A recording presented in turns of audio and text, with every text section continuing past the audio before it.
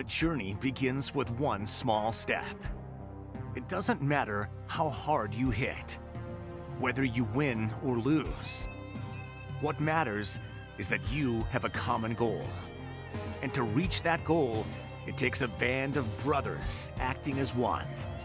Every week, we come together to witness these gladiators of the gridiron pour their heart and soul onto the field. This is Friday Night Rivals on MyTV WQMY. Welcome to Kenneth Robin Stadium in Loyalsock Township, Lycoming County. Tonight, it's a Pennsylvania Heartland Division II showdown between Danville and Loyalsock. Good evening, everyone. I'm Bob Ide, joined topside tonight by Hall of Fame coach Stan Kaharski. Paul Grippy will join us on the sidelines. And coach, boy, this has turned into quite a rivalry. These two teams met in last year's District 4 3A final. Danville lost to Loyalsock at Danville, so revenge is on the mind. But over the last 2-3 years, it's turned into quite a game. They've split 6 games. They're 3-3, and they know a little bit about each other, especially after that playoff loss last year. I'm sure Danville's looking to repay them for that. Time now to check in on our Plaza House Furniture Spotlight players. Up first for Danville, which beat Shikellamy last week pretty big. They have Mr. Everything, Peyton Persing. Yeah, when you have a young player that's as versatile as Peyton is, it's a great tool that you have. He scored 3 different ways. He had a 90-yard touchdown return on a kickoff. He rushed for 1 yard, touchdown, and he caught 1 pass. So he's very, very talented. And again, it's going to be Loyalsock's challenge to keep him out of the game. Lancers with a tough loss last week to what is turning out to be a very good North Schuylkill team. They need to rebound this week. They need a big game from wide receiver Gerald Ross. You know, we've talked about both teams all week, Bob, and the one thing that stands out is the quality of the skill kids. A lot of receivers on both teams. Gerald Ross might be the best of all of them. All-state football player, all-state basketball player, 6 catches last week for 137 yards. So he's a difference maker, and I'm sure that the game plan for Loyalsock will be to try to get him the ball in space. This could be a pass-happy game, so sit tight. It should be a good one here at Loyalsock tonight. Danville and Loyalsock next. Do you know a student or fan of tonight's game? Call them now and tell them they can watch on any computer, tablet, or smartphone wherever they are. Go to fox56.com for a high-quality live stream right now. The Danville Ironmen 1-0 hitting the field, followed by the Loyalsock Lancers, who come in with 1 loss. Well, it's a beautiful brand new field. The players are all lined up and ready to go. To give us more on the brand new turf field, let's go down to our 3rd member of our crew, Paul Grippy. Hey Bob, I'll be on the field on the sidelines tonight, and yes, it is the home opener for Loyalsock and the dedication of their new playing surface and the renaming of the field to Allison Crane and Rigging Field at Kenneth Robin Stadium. Loyalsock was on the road in week 1, but week 2 they get to play on the brand new $400,000 artificial surface field, a new brand new artificial surface field that feels fantastic to walk on. It's got a lot of support, yet is soft at the same time. It is a little wet from the rain earlier today, but we expect a dry night and a good time for some football, and looking forward to some fast football on this brand new field, Bob. Thank you, Paul. Multi-purpose field. All the coaches went in on the drawings, and we are underway getting set here in Loyalsock. The Lancers won the toss. They deferred to the second half, so we'll see the Ironmen of Danville back to receive. Brady Dowell, the sophomore, will kick off. Back to receive Shane Kozik and Peyton Persing. We're underway at Allison Crane and Rigging Field. Kozik with the ball.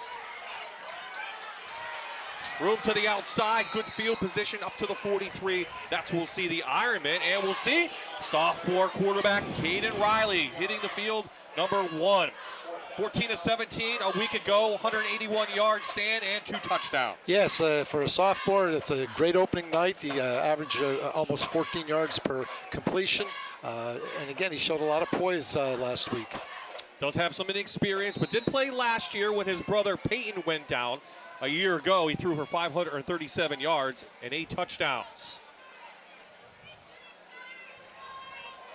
Bobble the handle up front. Joey Harris, number 25, gets the carry. Last week, Danville didn't have to run the ball that much, but they were very effective when they did. Good job last week by Danville, very efficient, 189 yards rushing, 181 through the air, put up 41 points on Shikellamy, so they came out strong. They had 9 different ball carriers last week, and we talked to Coach Kaiser. He said they should have at least 6 tonight. 5-man front for Loyalsock to give it to Persing, and Big Bam Brima is there, and we'll talk about him in a second. Bam. Here are the starters for the Ironman. We mentioned Riley, Joey Harris. Last week, 38 yards and a touchdown. The backs and receivers, Peyton Riley, the quarterback a year ago, caught 3 passes last week. And up front, they're not big, but they are efficient. Jarrett Meridic is a senior, does have experience. 5'11", 190 pounds. Long third down on the way. Option. KJ keeps it. 12 yards into Lancer territory. Nice job by the quarterback that time, coming towards the press box side. He faked a little pitch and cut back against the grain, picked up a first down. There you can see it. He fakes that pitch, gets people out of position, and he's then run down. Connor Watkins. He does it everything. He does a little bit of everything. So Riley goes underneath the center. Wing T set. First pass, he has Kozik wide open downfield, but instead gets to Persing underneath. Gain of about 6, but Kozik was left wide open. Down by the 20. He ran a crossing pattern, crossing route.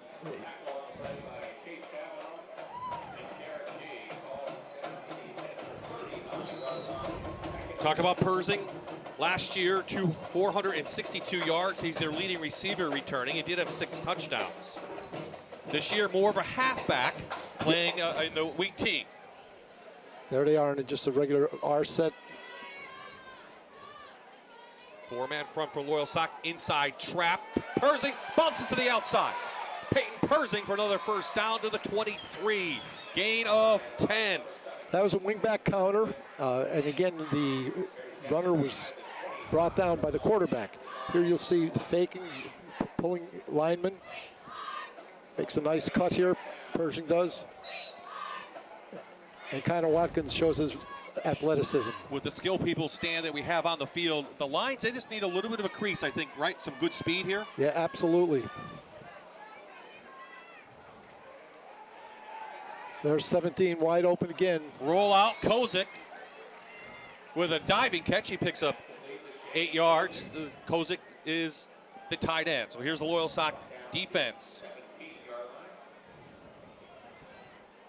It'll be 2nd and 4. That's the offense.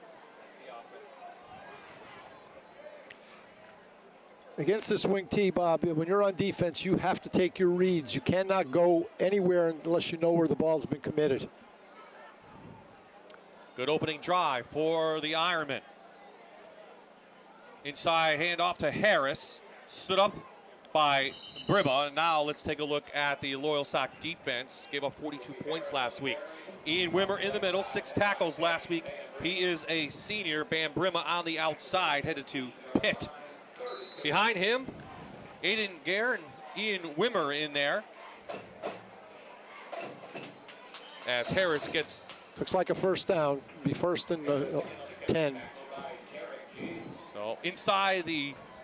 It looks like he's a little short. Now it's a first down.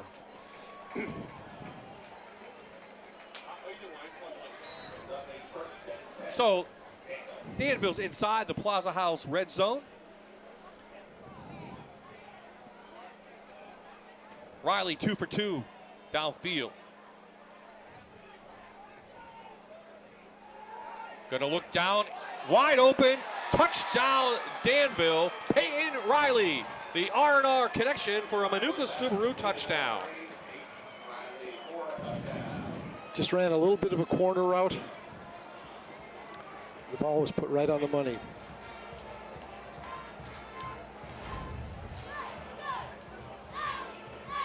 A little bit of a fake.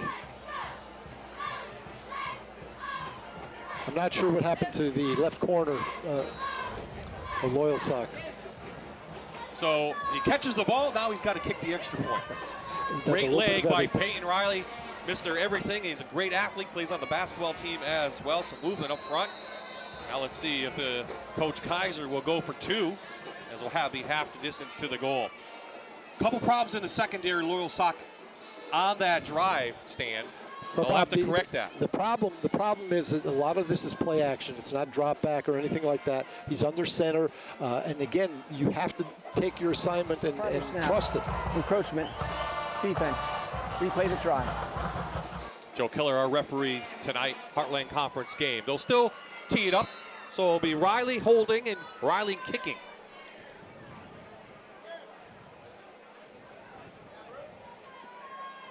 Nine plays, 58 yards. The extra point is up and it is through. So the 58-yard drive turns into points for Danville. They lead 7-0.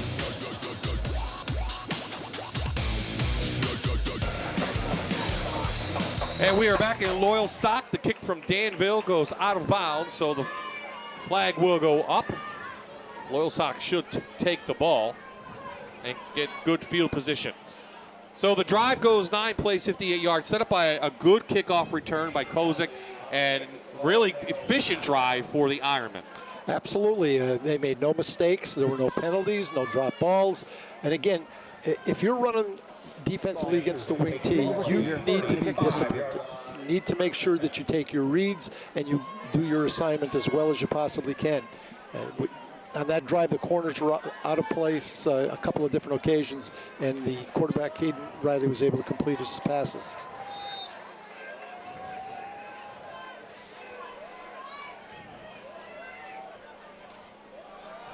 First play is a handoff. The ball's on the turf. It was to Gare. Danville saying they have the ball. No signal yet. Aiden Gare, the junior, who had 17 yards last week on 7 carries. They're fighting for the ball. I think they're going to leave it over.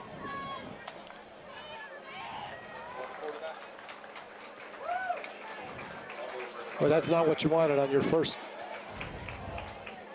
Here you'll see that the ball does touch the turf. Looked like 77 had it. Yeah, big Hugh Vastine, at 6'7", senior, couldn't handle the ball. So Connor Watkins is the quarterback, 200-pounder. He'll be flanked much by Gare and Nick Barone to begin with. We'll see a lot of Cole Chase Kavanaugh as well. Watkins back, first pass, not much pressure. Gets a big block. Good job downfield. Good coverage, very good coverage. So Connor Watkins is your quarterback. He's going to Villanova. Great physical tools there. You see 270 yards last week and 2 touchdowns. Yes, he had a pretty good night. Obviously, it wasn't quite enough, but the kid's very talented. Certainly, he's got all the physical tools. He can really throw the ball well, and he seems very poised. Coach told me he's very, very intelligent, which always helps for your quarterback.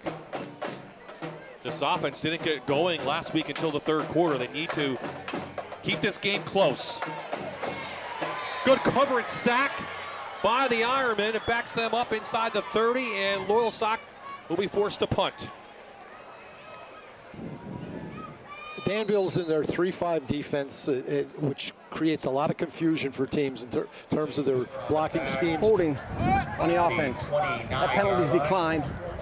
4th down. But it also enables them to put as many people in the secondary, and there were no openings at that time. Great coverage by the defensive backs. You can see Connor gets flushed out of the pocket and slips a little bit and loses a yard or two, more than a yard or two.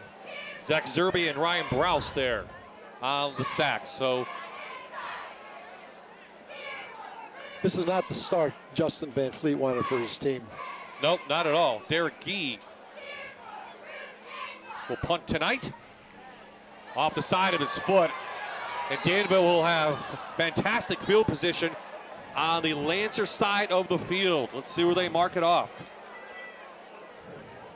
Wow. Up to the 36. Well, Peyton Riley's already caught one, but he's also an excellent free safety. Boschnott, a linebacker, and Kozik, we saw him catch a couple as well. They're very talented. Again, it's going to be a real test for Loyalsock to be able to deal with these young men. There's our Sunbury Motors impact players for Danville. Riley back out. This is C. Eric C with the end around. Up for about 8. Multiple weapons for Danville. A lot of people will see the field. When you're in that set, you have 3 and possibly 4 potential runners. And again, there's where the discipline defensively has to come in on the part of Loyalsock.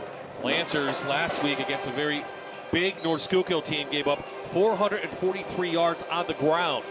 See if Danville wants to take advantage of that. Let's see if Loyalsock, who Justin Van Fleet said had a very good practice this week, they could shut it down. Play action. Riley downfield. Peyton Riley, second touchdown. Danville up 2 scores. This one goes 31 yards for a Manuka Subaru touchdown.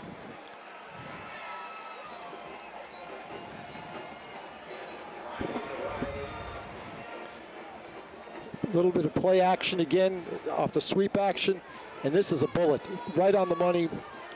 Great throw, great reception, great route. The corner let the receiver get that inside leverage, and there's no way you can cover that.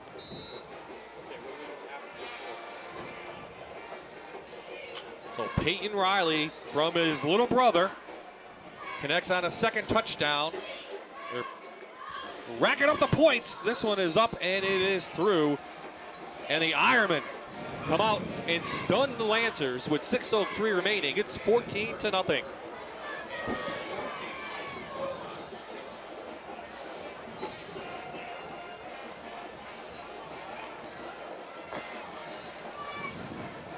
As you mentioned, not the start Loyalsock wanted, Coach. No, not at all. And you know, one of the things that this game presents for us, Bob, is the young, inexperienced quarterback versus the 4-year starter. And again, the young quarterback, Caden Riley, is putting the ball right on the money. There's Justin Van Fleet. And this rivalry, over, as we talked about in pregame, has gone both ways. The last couple times, last 4 times you see, it's been kind of a blowout. And it's looking like that right now, but 2013, much closer games 5 years ago. So let's see if the Lancers, who really need this game to stay in the race, not only in the district already, but even in the division, in Division II of the Heartland Conference. Everything's play action for Danville up to this particular point. And that freezes some of the linebackers. They can't get any underneath coverage, and it puts the corners in a situation where they're basically one-on-one. Enriquez couldn't handle the ball, and boy, that really affected where Loyalsock now pinned deep in their territory. Let's take a look at the rest of the Toyota offense for Loyalsock. We mentioned Gare, gonna split some time with Barone and Chase Kavanaugh. The receivers are very, very talented. We didn't talk about Gee a lot, but he did have 7 catches last week for 77 yards. And up front, they're not big, but they are strong. You have Barone over there as well. And Matt Hill, he has the challenge of getting Watkins the ball, even in the shotgun. So here come the Lancers, down 14 already. We'll just hand it up the middle. I think one thing Justin Van Fleet feels that his team may be a little bit more physical than Danville. Maybe he's just going to try to take advantage of that. Well, they need to establish a little bit of momentum here. First 2 series, not so good.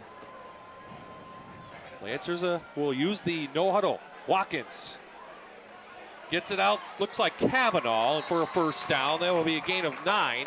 It is Chase Kavanaugh, the sophomore. Just went down and ran a little bit of a stop route. I'm impressed with the way Connor Watkins throws the ball. So Watkins up quickly, calling the play. Rush from the outside, they get him again. Shane Kozik with his first sack. Little confusion on the part of the offensive line. Kozik came off the edge on the right side of the defense, untouched. Connor Watkins didn't have a chance. Of course, they do play that 3-5, which you talked about. Just 3 down linemen, and they'll bring linebackers from everywhere. Kozik had a nice year last year, 36 tackles, 7 for a loss, and 6 interceptions. Trap inside. Try to get it to Gee, and he gets some of the yardage back, but it's going to be 3rd and long for Loyalsock. The offensive line of Loyalsock has to protect. They need to give that young man that's back there that's headed to Villanova an opportunity to do his thing.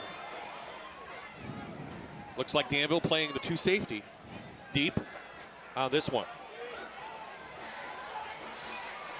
Watkins directing traffic downfield, in and out of the hands of his tight end, Chofie. Great coverage there by number 14, Ethan Cleese. Here come the Lancers punt team again.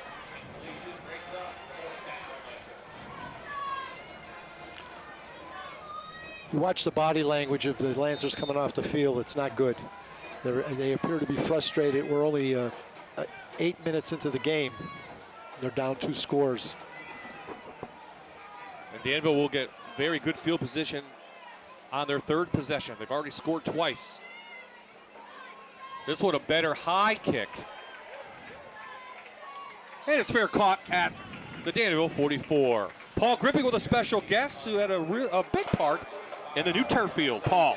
Okay, Bob, I have a special couple of guests here. I have Larry Allison, and what's this young lady's name? This is Emma. Okay, hi, Emma. And then another guy coming behind us. But That's my nephew. okay, brand new field here today, and a lot of it from public donations, especially from Larry. You put up a lot of money to donate to put this field in. Why did you decide to do that and contribute? Well, Loyalsock's very special to us. You know, both sides of my family went here, and we want to continue that legacy.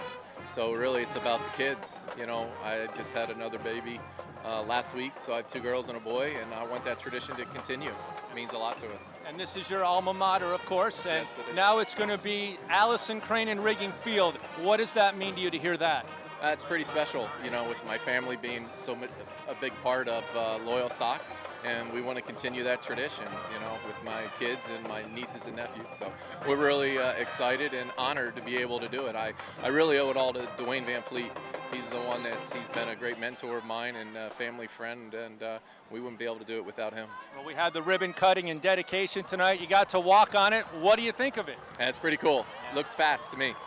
And does Emma have fun running around on it? Oh, she will. There's no doubt. Next 20 years, she'll be running around on this field. All No right. question. Well, Loyalsock community is grateful to you. Thank you, Larry Allison, Thank for you. the dedication. Congratulations on this. All right, she needs to go. And Bob, there you go, a happy family enjoying the new field. Yeah, it's not often that you see a community get involved to put in a high school turf field. That's very beneficent of Larry Allison to be able to do that. The committee should be very proud. On the field, coach, you're going to see Connor Watkins strip the ball from Peyton Yes. Persing. Picked up by number 22. Loyalsock needed that. First turnover of the night goes to Loyalsock. Let's see if they can convert now. Good field position, just past the 30-yard line.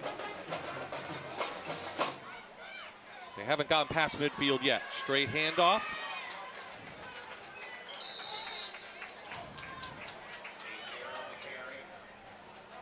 Aiden Gare on the carry up for a couple yards. Here's some Sunbury Motors impact players for the Lancers, coach. Van Brimma, boy, we liked what he looked like. Yeah, he's tall, lanky, going to University of Pittsburgh once he graduates. Barone next to him. Well, not Shabby himself. He'll go Division I. He's, in fact, Coach Kaiser mentioned him when I asked about the opponent, and he said Barone is really a tough kid. So he's built. There you saw the strong arm of Watkins. He overthrew his favorite receiver, Ross, another All-State player. So 3rd down on the way.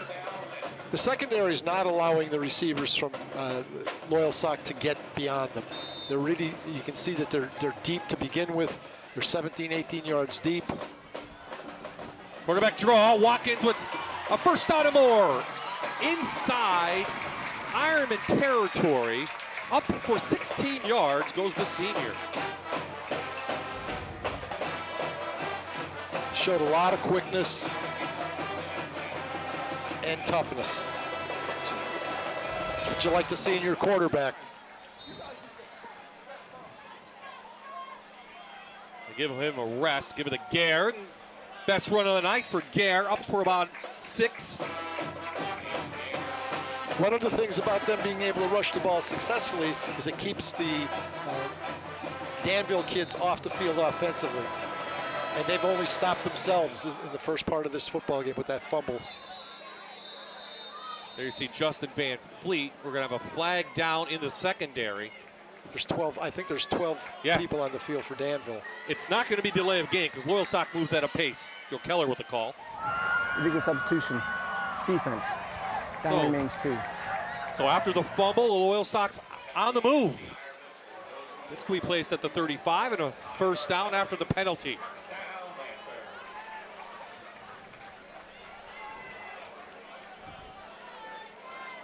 Lancers just with 38 yards last week on the ground against North Schuylkill, 270 through the air.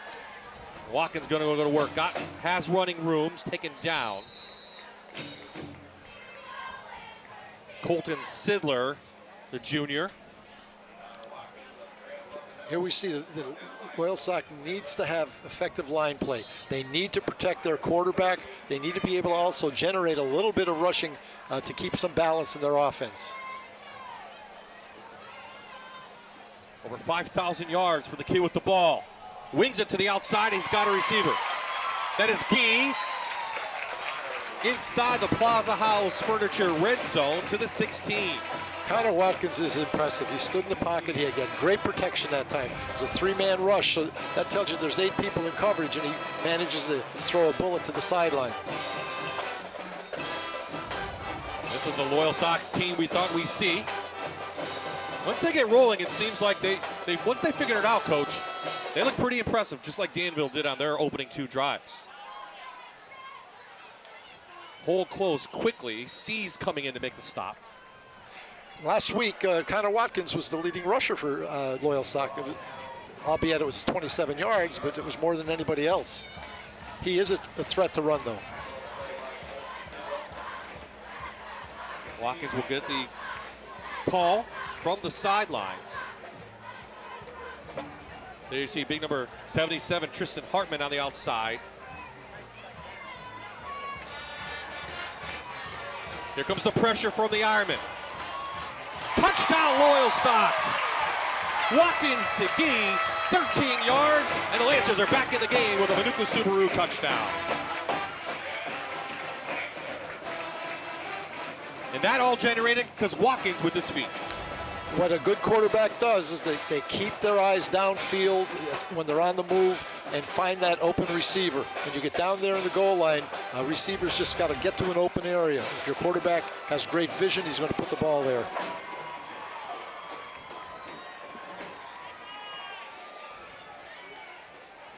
Quinn Dietrich on. It's blocked. Right up the middle. Danville gets a little bit back.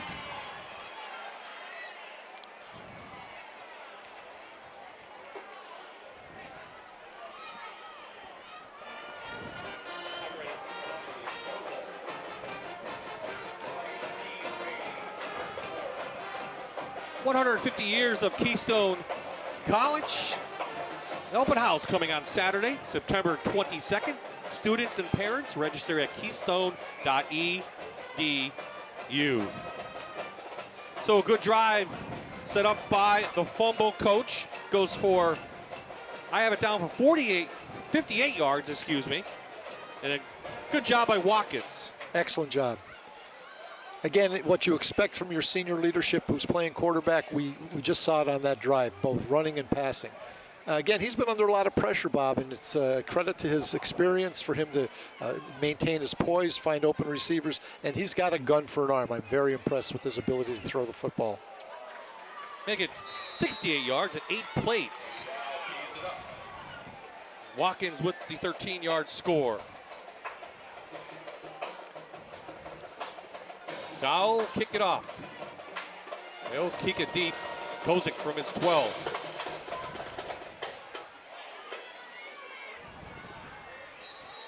Up to the 40-yard line for the Ironmen, and they'll come back on the field.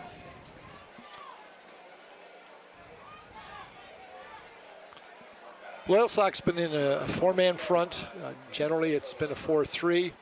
And again, they need to make sure that they take their reads against this multiple wing T offense. There's Coach Kaiser, his 10th season. 73-36 overall last year. The Ironmen went 9-3. Had a very good team. But again, lost at home against Loyalsock in the district championship, which I know weighed a lot on this team going in. They weren't going to talk about it. When I talked to Preston Foshnot, the middle linebacker, I mentioned the R word, revenge. He's like, he paused and he smiled, and he was very diplomatic on his answer. But you know, in the back of their mind for Danville, it clawed at them all year long. I'm sure it did, but that's over with, and they've got to focus on today, not 10 months ago, wherever it was. Let's see if they can come back with their own score. Millar, the senior, up for a couple, close to a first down. They'll give it to him right at midfield. That was Matt Dunkel that time on the sweep. He's a left guard. He pulled. And that's what you want when you're in the wing T offense. You want guards that can run. They don't have to be real big as long as they can get to the edge and do their thing. And, you know, Danville has to match the physicality of Loyalsock. You know, Loyalsock's going to be physical. Can Danville match it? That's what Coach Kaiser said. Millar again. Great tackle from Eli Holler. He's a force on defense for the Lancers. He's got great size. He's about 6'3", over 200 pounds, and he looks very athletic. Well, we got ourselves a ball game at Kenneth Robins Stadium in Loyalsock Township. The Lancers trail the Ironmen by 8 as we head into quarter number 2. You're watching Friday Night Rivals on my TV, WQNY. We are back in Loyalsock. Danville with the ball. Caden Riley going downfield. Hits Peyton Persing. Has his helmet ripped off, but there will be a completion down at the 20-yard line. 26-yard game, and Riley's right on target tonight. He certainly is. Again, it's play action. It's a sweep pass. And we get from the backside, the quarterback action took them towards their bench, and we get somebody going into the middle.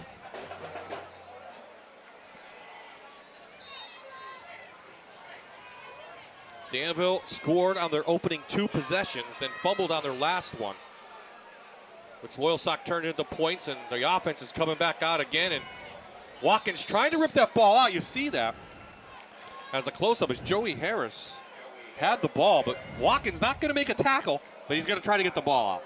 That's just what the wing T terminology, it's the down trap. The ball given to the fullback, running off tackle.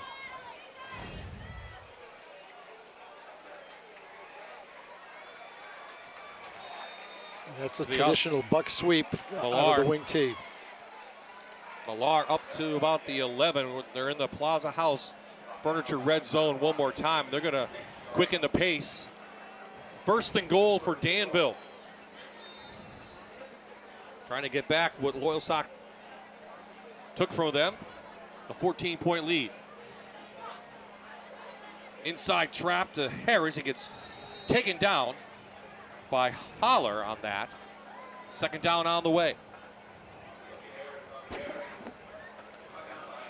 This is where the Loyalsock defense needs to hold them. They do. They need to really suck it up here and prevent this score if they possibly can. Here you see Barone and Brimma, 56 and 57, 2 all-state type players.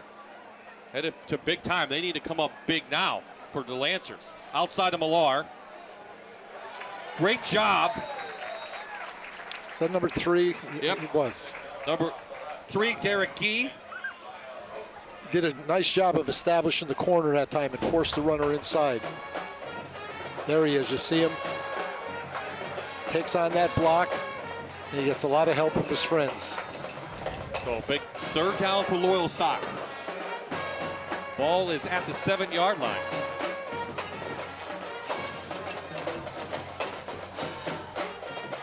Play action again. Yep, Riley to the outside. 2 receivers there. Good coverage. Okay, will they go for a field goal here? Henriquez with the coverage on Peyton Riley. Now, Peyton Riley does have a great arm. We saw him in pregame doing 40-yard field goals. So this is a chip shot to extend the lead. That's the first time that Caden Riley was a little bit off target. So the ball will be set at the 15, a 25-yard attempt for Peyton Riley. Looking for his first field goal this season.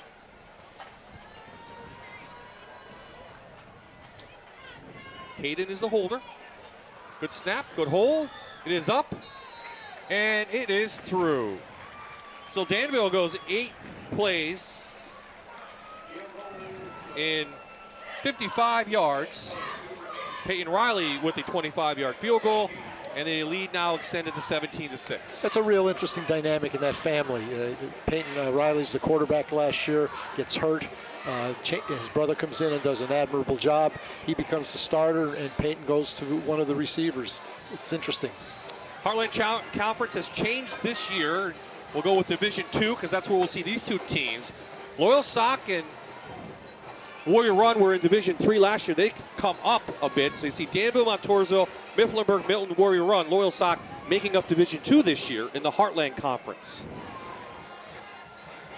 And Montoursville is a young team, played young guys last year, but people are really thinking might surprise a lot of players. But you would think these 2 teams would be the favorite in that division. That's why this is such a big game in week number 2.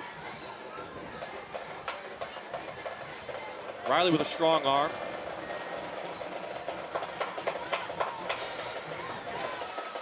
Great coverage downfield. Yeah, he's kind of pinned in to the sideline of the Ironman of Danville. Wasn't much room for him to go. Carter Conway with good special teams play. And Connor Watkins will bring his team back out just past the 20-yard line after his team just gave up a field goal.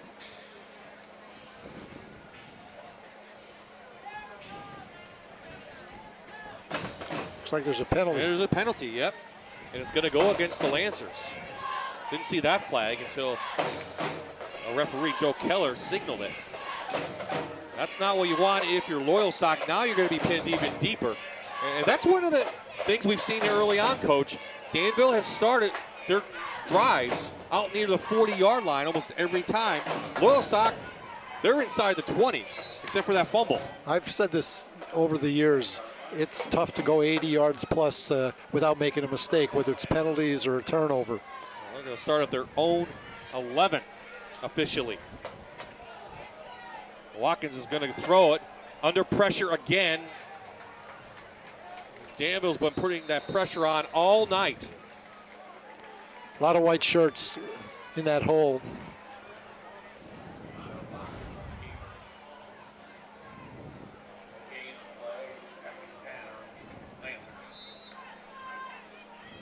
Ryan Browse was the first one to get there, and then the rest of his teammates came as well. They'll lose about 3 yards on that. Second down on the way. Watkins looking to his left the whole time. Has Gee, and he breaks away. So great yards after catch for Derek Gee. Gets it up to the 25-yard line, a gain of 13. Bob, if you see this on replay, the bunch of receivers seem to be in the same spot. And Derek G did a great job of coming back to the football. There wasn't a lot of space to put that ball on the money. But we have a right time back to Gare, who powers his way up for about 5.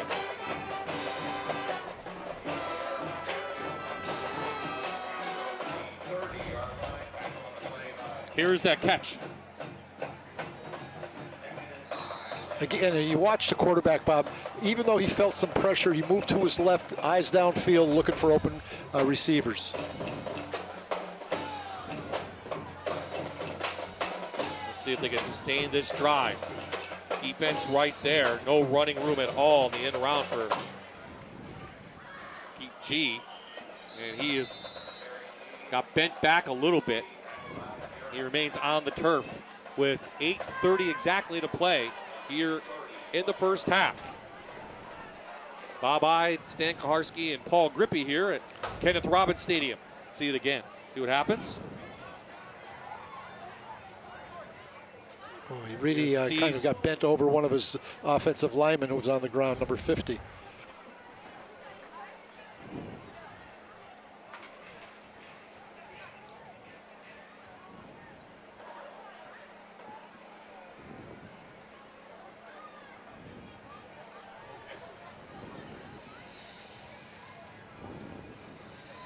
The 2018 Fox College football schedule kicks off Saturday, featuring top games from the Pac-12, Big 12, and Big 10.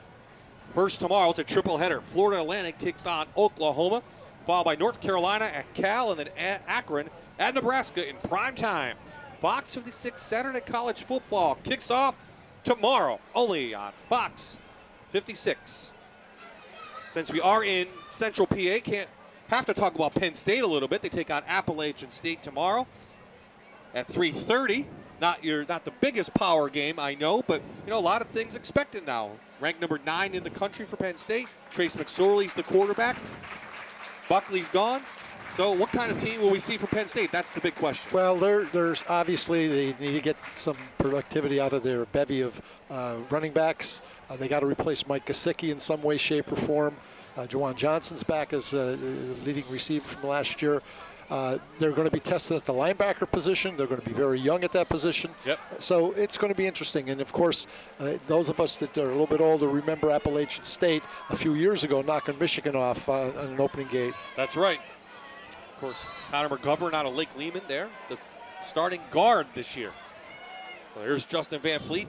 Guy got help off the field. He's over on the trainer's table, so a big loss for them, the senior wideout. So on third down, Watkins flushed, looking long for Ross. A lot of hand movement. Who will this be on? The flag goes down. Late. Real late. Ethan Cleese on the coverage, and both players look like they were pushing back and forth. So you would think it's going to go against the Ironman, but you just never know. Also, how impressive was that pass from Watkins? moving to his left. Yep. Probably, 20, 55 yards in the air. Pass interference, offense, declined, fourth down. They called it against the offense. You don't see that very often. Let's see if we can see it again. Well, it appeared that he had that left arm and pushed off on the shoulder, number 14. Loyalsock can't get a break. So Watkins will remain on the field with G on the bench because of the injury. He will punt. Low line kick. Big bounce. It takes a nice hop, and it's bobbled by Riley. Riley down the sidelines with some speed and inside Lancet territory to the 41. Bob, on that pass interference call, offensive pass interference, that's one of the most egregious penalties that the offense can endure. It's 15 yards plus the loss of down. I've never understood that. Special teams playing a factor tonight for Danville. Again, smart football.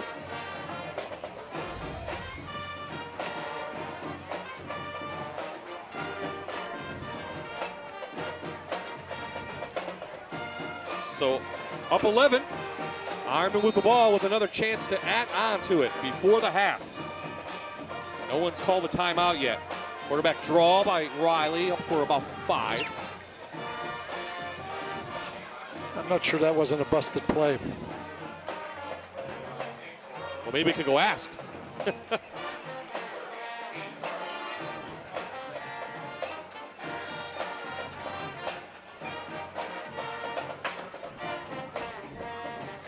Riley, another athlete, Caden Riley, plays basketball as well.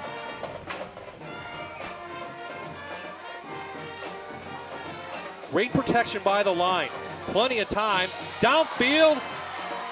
His favorite receiver is his brother, and his brother, Peyton, is in for his 3rd touchdown tonight for the Ironmen, and this one is starting to get out of hand. It's a Manuka Subaru touchdown for Danville, and it goes 37 yards. Well, Bob, you were asked before the game, what kind of game is this going to be? And you said we're going to see a lot of passing. And we certainly have. And it's only in the second quarter. So 37 yards through the air, 2 plays, 41-yard drive. Again, that great field position by Danville from the special teams. So the Riley brothers will do the honors here. And the proud parents, I'm sure, over there are clapping. Danville has to call timeout on special teams, if anything, to give Peyton a breather. Caden Riley doesn't throw the ball like a sophomore. I mean, he's got a very strong arm. He's not that big of a young man. But he put that ball right where he had to.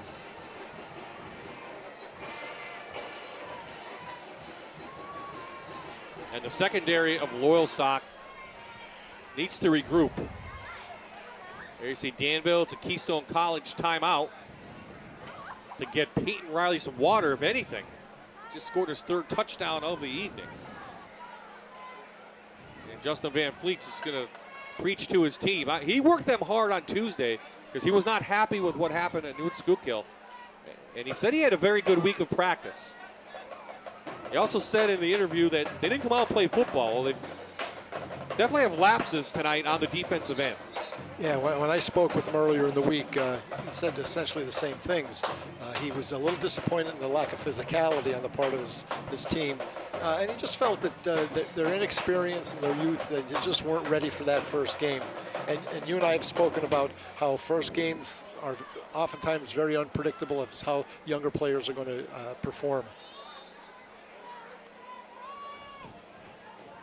So after the Keystone College timeout, Peyton Riley looks like he's ready. Caden the holder.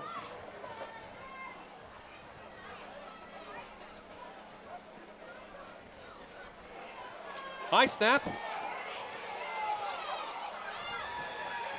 And it will go for a no good extra point. But the score is 23-6, 7:15 left before the half. It's been all Danville here tonight.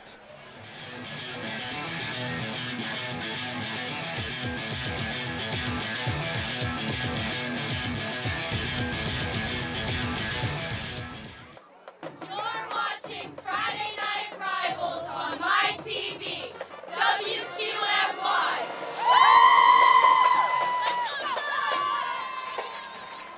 And we are back at Kenneth Robbins Stadium. It's Allison Crane and Rigging Field. Brand new turf here at Loyalsock. There was a dedication before the game. But right now, the Lancer fans on this side are just not happy. Their team trailing 23-6, and they'll have the best field position of the night to begin a drive. It's at the Danville 42. And it looked like Caden Riley was kicking off that time. Peyton maybe just a little bit tired or got banged up on that play. We don't know. We'll have to take a look at that. Loyalsock needs to generate a little bit more rushing yards. And they didn't last week, just 38. Not much more here in the first half.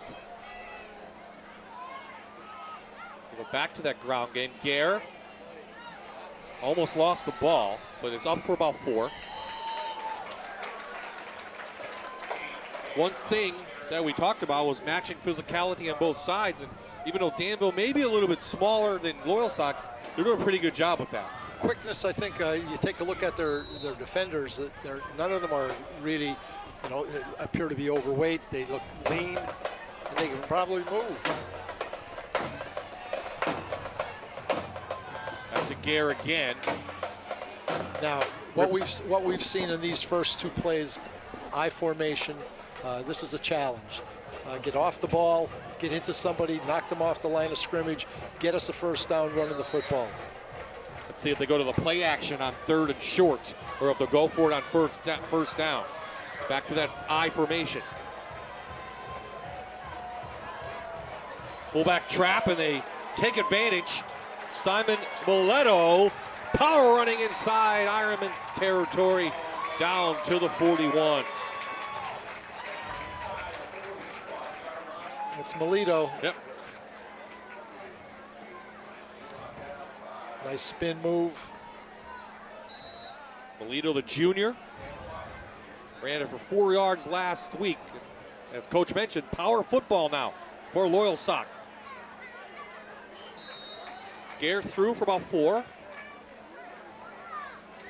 I can understand where this is coming from. As you and I have talked, Justin's father played at West Scranton. He was a linebacker, tough kid when I was coaching at Prep.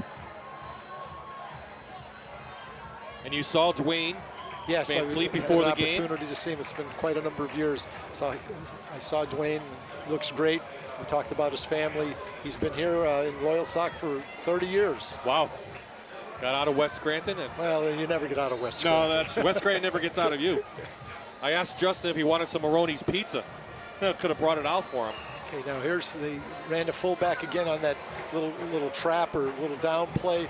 It's 4th and maybe 1.5. Yep. See what they're going to do here. 6 straight runs from the Lancers. They're a yard short here on 4th down. How quickly they come. Connor Watkins, I think he's barely going to make it. 6'3" senior dives forward. They'll mark it right at the 30, and that should be enough for a first down. Bob, one other thing about this particular drive, again, it's challenging the people up front, but it's also keeping the ball away from Danville. Well, they would like to get at least 1 score or 2 before the half. Make this a close game.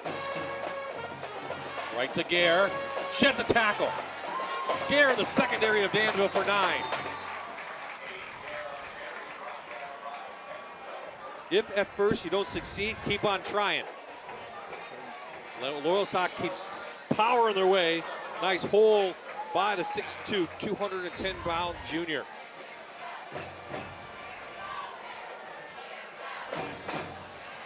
Here's the play action. Watkins has a lot of room. Connor Watkins. Touchdown. And goes in for the Loyalsock touchdown. 20-yard scamper for the Manuka Subaru score. That's one way of getting him back. Can't let him get out of the pocket.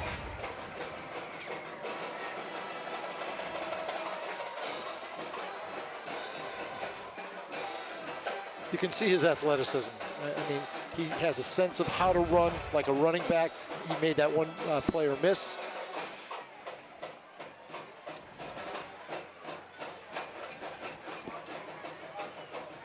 Now let's see if they can protect the A gaps here. Dietrich on for the extra point. And this one is through. And now the lead back down to 10. So a nice drive, 9 plays, 58 yards, all on the ground. And Watkins gets the score.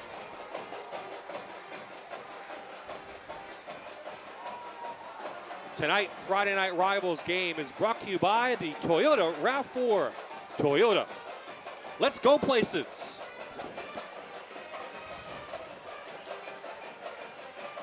Now it's up to the defense for Loyalsock. You cannot give up another score, right? You can't. Well, you can't. I mean, you're fighting uphill, and they learned something from that series that they can run the football a little bit, and that's just going to make their passing game that much better. Again, they've got a great young man calling the shots down there in terms of whether to run or pass. So this is going to be a great game. Now, my question is, do you kick it deep to 2 guys who have excellent, Persing and Kozik have excellent speed? They've got it up past the 40, or do you just try to get it into the middle of them? That's a tough question. Again, it's predicated on, the answer is predicated on whether your coverage team is any good. Stay in their lanes and kick it deep enough that you can get down and keep them inside the 35-yard line. You think you want to swim it here, give it to the threats down deep. Nope, they'll kick it long, and it goes right to Kozik from his 11. Better special teams coverage that time up to the 32. And here comes the Lancers defense after the offense just scored to cut down the lead. As this game unfolds, Bob, we can see that the passing game on the part of Danville, all play action for the most part, very effective. good routes by the receivers, and certainly the quarterback has thrown the ball exceptionally accurately.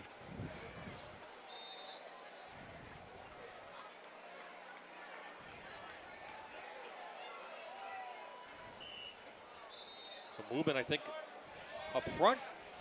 So Danville will have their, I think, first penalty of the night.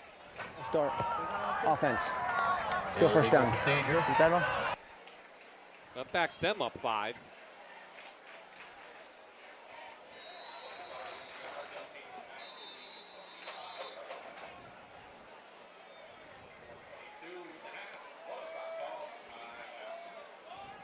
So Keystone College called timeout, called by the Lancers.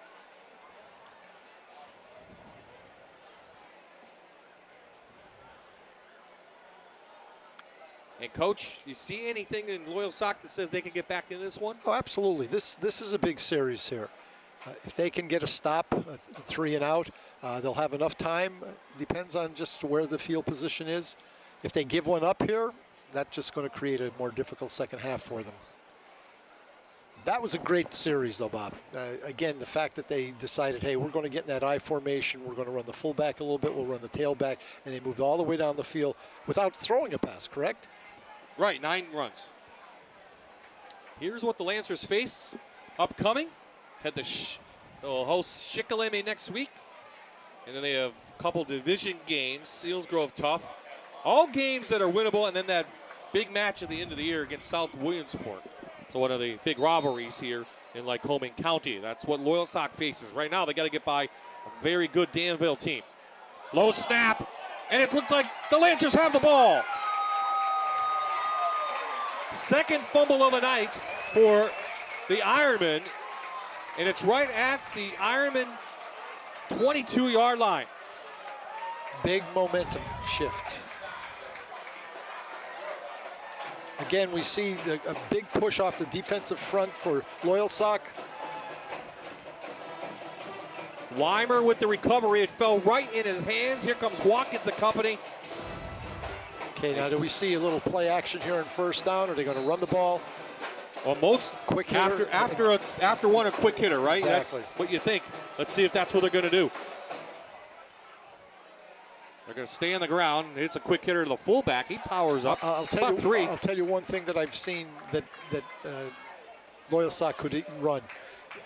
Jaden Chaffee is a tight end, and if you watch where he's aligned and watch what that corner and that backer are, they're up. He can run a little bit of a corner route, and he's going to be wide open. Chaffee had 2 touchdowns through the air last night. They haven't gone to him yet tonight at all. Take a look at the set. You can see it right there. There is room. Instead they give it to Gare. Chaffee gets a block. Gare still on his feet. First and goal, Loyalsock.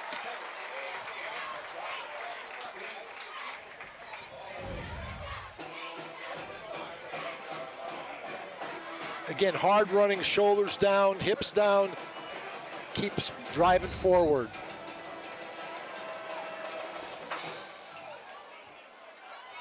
Late pitch to Gare. Down to the 5, it appears. It's a nice job by the quarterback. They'll come up quickly at the 6 here. There's that late pitch by Watkins. Gare did a nice job just to get a hand on it.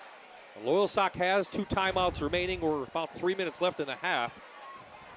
They're looking to score again. They're inside their Plaza House red zone, and they're in for a Manuka Subaru touchdown. 2 scores in a row for Loyalsock. And guess what, folks? We have ourselves a ball game.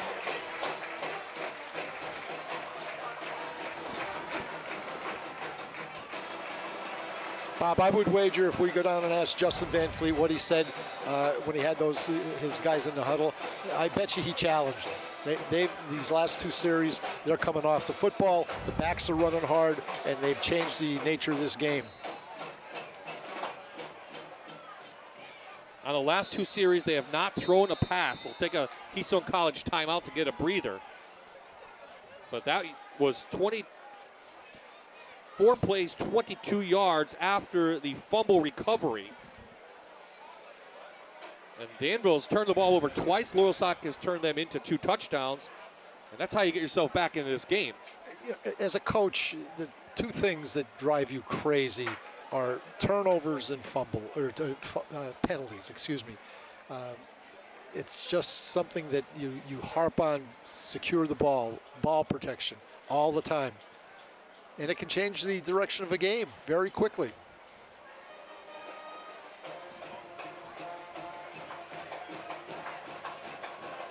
So here's what the Ironmen face.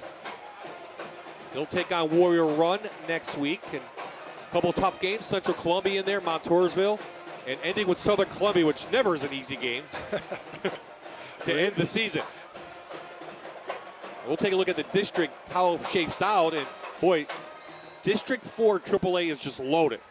There's not one team, when we look at it, that you're going to say, oh, they could win it. It could be anybody's game. Loyalsock won it last year with an 8-6 record. And with the extra point, we got ourselves a 3-point ball game, Coach.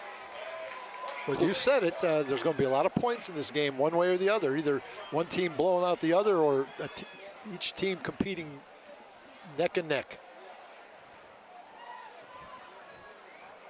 You see Dietrich, he does the extra points. Dowell does the kickoffs, number 31. Loyalsock needs to shore up their blocking on that PAT.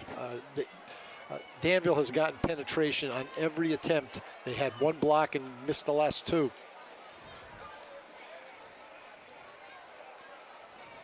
Beautiful new field here at Loyalsock, kind of in a hill. It's a residential section. Great setting. We have houses on the visitor side where people are on the deck and enjoying the game like they were at Penn State. The big LT on one of the signs over there in multiple colors, showing the Loyalsock colors. We'll get a shot of that later on, but great. They're up watching the game on their porch. Well, I thank Ron Insiger, the athletic director, and everyone who has let us come into their facility. There's a great crowd here. I mean, the fence is lined all the way down by the scoreboard. Better kick this time. They're going to kick it away from Kozik, and it goes out of bounds. They'll give the ball at the 30. This will be a 35, but still, 3:02 left in the half. 43 points combined on the board already, and we still have a half to play. So this will go against the Lancers. Dead ball. Legal procedure. Kicking team. Receiving team is elected to re-kick the ball. They're re-kicking. Oh, there you go. Maybe they feel like they can get better field position, which they have. You know, when Kozik and Persing, you can see they're not kicking it to Persing, though. That's one thing you definitely see. We're not kicking it at the 17 tonight. Well, when you I go don't care 90 where he yards, is, right? when you go 90 yards, Yeah. you got to be wary. We're not going to let him beat us. Peyton Riley has 3 scores for Danville. Garrett Watkins A lot of weapons. has a couple scores for Loyalsock. A lot of weapons. Yeah, my sheet is all filled up. My stat sheet. Going to be going nuts at halftime. Now here is the kick. This is going to be offsides on Loyalsock. Oh, we're practicing special teams this week, Coach. This is not good. You know, Justin Van Fleet, he might practice them at halftime.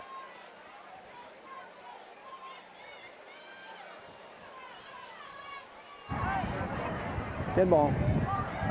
False start. Kicking team.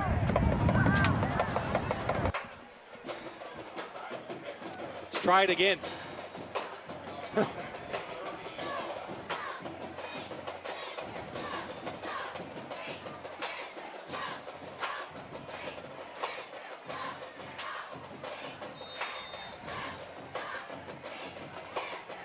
Turned into a beautiful night.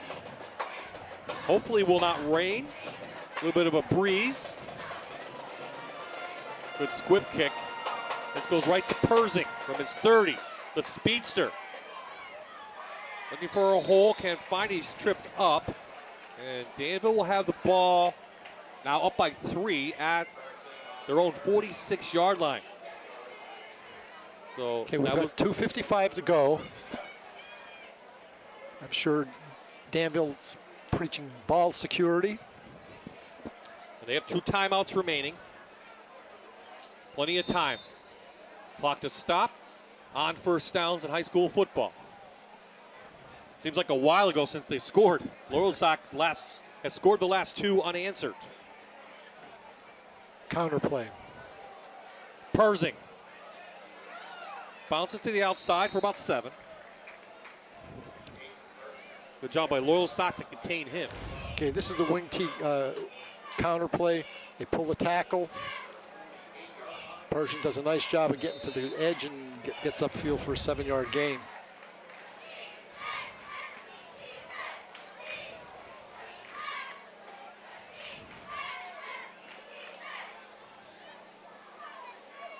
Play action. They get it to Kozik. He's inside Loyalsock territory. Give him 10. Move the chains. There's not a lot of space there. He's drilling that ball, putting it between the receiver and there were 2 defenders that time. Watch what they're doing to number 57, Brima. He's now on the outside, headed to Pittsburgh. They're double teaming him every play they get. Joey Harris with running room. And we really haven't called Brima's name at all tonight. No, I remember him being in a 1 tackle.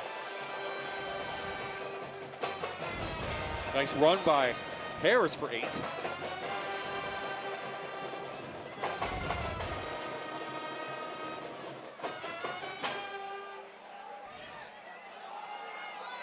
Flag down. This may be holding. It's holding. Trying to get it to Kozik. That flag came out early, so. Danville's receivers are closing the gap between themselves and the secondary. They're getting on their toes. They're making their cut. That's why they're getting beat. They've got to keep that little balance between where the offensive players and where they are. Results in a first down. You got to maintain that cushion, or you're going to get beat deep.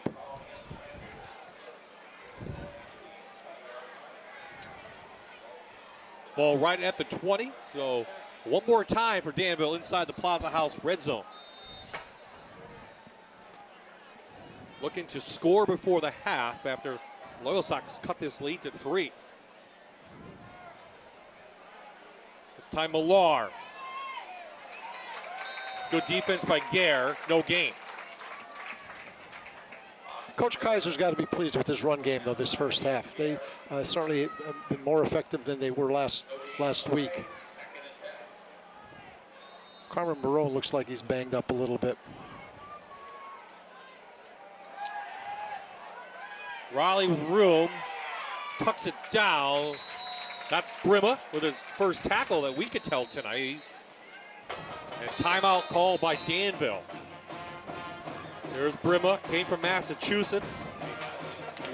Right at the beginning of football season last year. He's 6'6", 235, put on some weight. Last year, 77 tackles, coached 10 for a loss. And as we mentioned, he's headed to the University of Pittsburgh. As Danville calls Keystone College timeout. He's got a great frame. If you take a look at him there, Bob, somebody's going to get him in the weight room very seriously.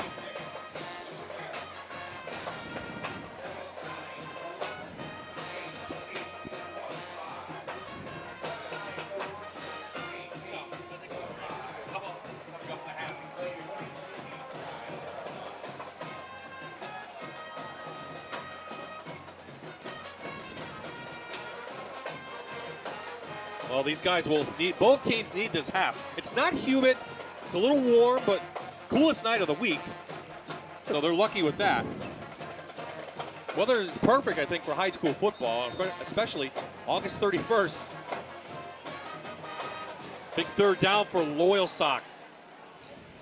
Oh, dropped by Peyton Riley. It was in his hands. So now let's see what they're going to do. Are they going to have Riley kick it? As we said, booting 40-yarders in pre-game practice. 1:07 left. This will be about 37-yard attempt. You call timeout. Give them a little break. It doesn't appear that they're going to do that. This to extend the lead to 6. Would you say 36 yards, Coach? 36. Good snap, good hold, powerful kick, and it is through. There's 26 points on the board, and Peyton Riley has had a hand and foot in all of them. The Paytons are doing a great job here. Yeah, they are. Pershing and Riley. Coming up at the Toyota halftime report, it's a halftime news update from our friends at Fox 56 News, 1st to 10. We have a treat for you, drum and bugle corps competition in town tonight. Understand a drum and bugle corps from Allentown will be performing. We're going to take some of that for you. They were here before the game started. Boy, they sounded fantastic. They were impressive. There were more tubas and trumpets. Very impressive. And Stan and I will be back with multiple highlights, too. A lot of highlights there's a lot to of show. highlights. And we'll try to get some stats to you as well. We said it should be a high-scoring game, and it's probably going to be. Both these offenses are very good, and a lot of talent all over. You know, we've seen two shifts here. At the beginning of the game, Loyalsock didn't appear to have a lot of energy. Danville did, and then with about 7 minutes to go in the second quarter, that shifted. Danville seemed to be back on their heels, and Loyalsock had a breath of fresh air, especially running the football. So Riley back in to kick, and boy, he boots this one. I think we're going to have offsides again. Yeah, it was. This time Danville's offsides.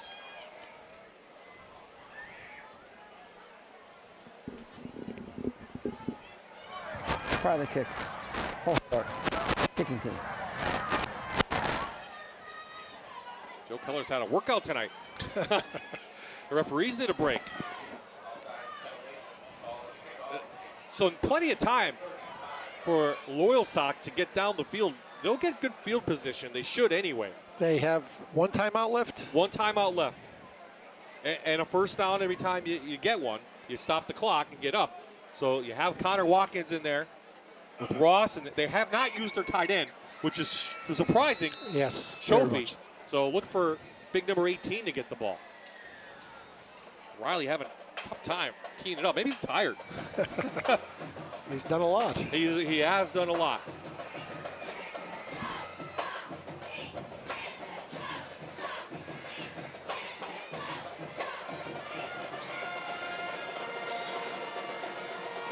Fumble back there.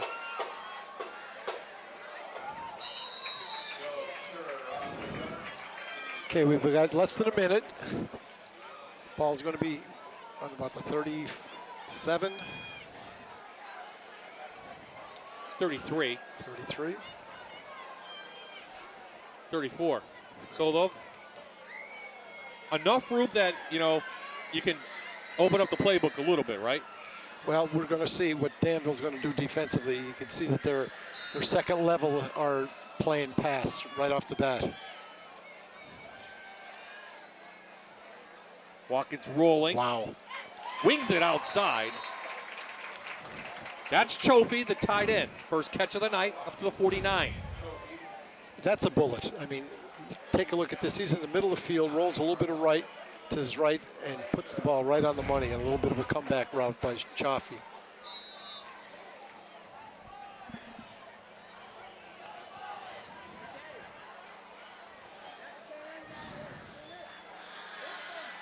Watkins getting much needed time Throw back it away, there son. and held on to the ball too long. Is that a flag I saw come in? It is a flag. It may be a face mask against Danville. Third sack of the night for the Ironman. He didn't get much help that time from his receivers. It is going to be a face mask. Remains first down. Both receivers here to their bench simply ran straight down the field, and all the secondary did was just drop. 5-yard face mask. Still is first down. We've got 42 seconds to go.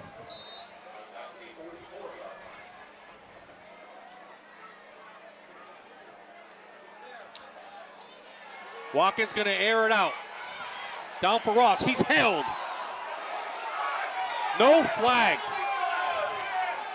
That time there's no flag. A lot of pushing and shoving. Loyalsock people didn't like it. But he was not open at all. He was well covered by Cleese. Give him a lot of credit, number 14.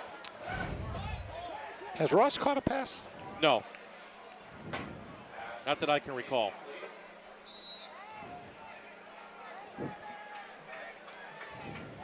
They have not thrown over the middle either. Nobody over the middle. There's Ross's. Way to move. Gerald Ross. Down to the 30. Very smart. Picked up an extra 12, 15 yards and got out of bounds to stop that clock. Almost in the red zone. That was a great route. I was just going to say, get somebody over the middle. Here you see. Oh, we're going to take a look at the play first as Loyalsock comes up. Plenty of time for the Lancers. They have a good field goal kicker as well. Look at Ross's way, he's not open. Throw it away, throw it away. Watkins down. Is it a score? Signal touchdown, Loyalsock. He threw it away right to the receiver. That was almost Aaron Rodgers-esque because we wow. saw that with Aaron Rodgers against Dallas. And that's Jaden Chaffee with a Manuka Subaru touchdown. Call it 31 yards. Wow. On a dime. Connor Watkins just keeps these plays alive. His athleticism. He threw it away, Coach. Right Good job by Chaffee, though, to get open because he was coming across from all the way on the other side of the field. That was a 48-yard bullet. We told you, people, there was going to be a lot of passing tonight. Two great quarterbacks going head-to-head. The kick is up, and it is good. Yeah. And after trailing by as many as 20 points, Loyalsock leads. We expected an exciting game, and we've had a great first half. Again, it's been a tale of two different halves or quarters. Just had the 1 foot in, but how about the route? They trailed 17-6 at one point before they scored 2 touchdowns in a row to cut it to 3. Danville got a field goal, and now Watkins took them down all the way down the field for 66 yards. 5 plays, I should say, 66 yards. You run out of paper there? I am. I got enough paper. I'm running out of pen. Here. No, I got a pen. I'm just kidding. We need to get a stat person up here for you. That was going to be you. No, I'm just kidding. I don't know if we have one available that can keep up. Loyalsock looked like the Walking Dead in the first quarter. Danville came out of this one up 14-0. But give the Lancers all the credit in the world. They'll kick this one out of bounds. Wisely so, too. Well, squib it in the middle of the field. Let some of the clock run down. There's 10 seconds to go.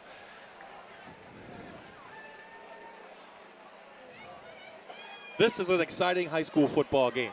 It really is. That's maybe the understatement of the day. But we said before the game, Bob, Illegal procedure. So they'll make them re-kick it. that the number of skill kids on both sides of the ball are really impressive. Receivers, quarterbacks.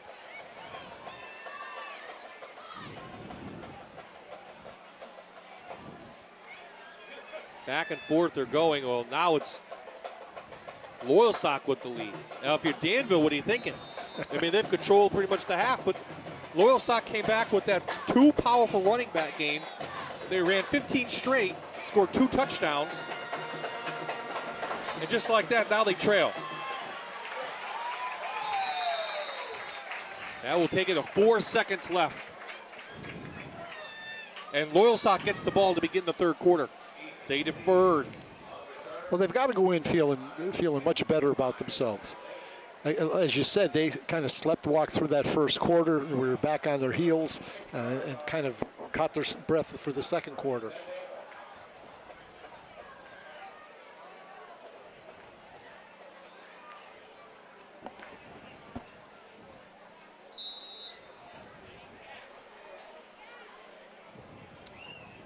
We're going to catch our breath. We're going to enjoy the Joe Bugle course, see the Fox 56 News first at 10. We'll have Jessica put together some highlights.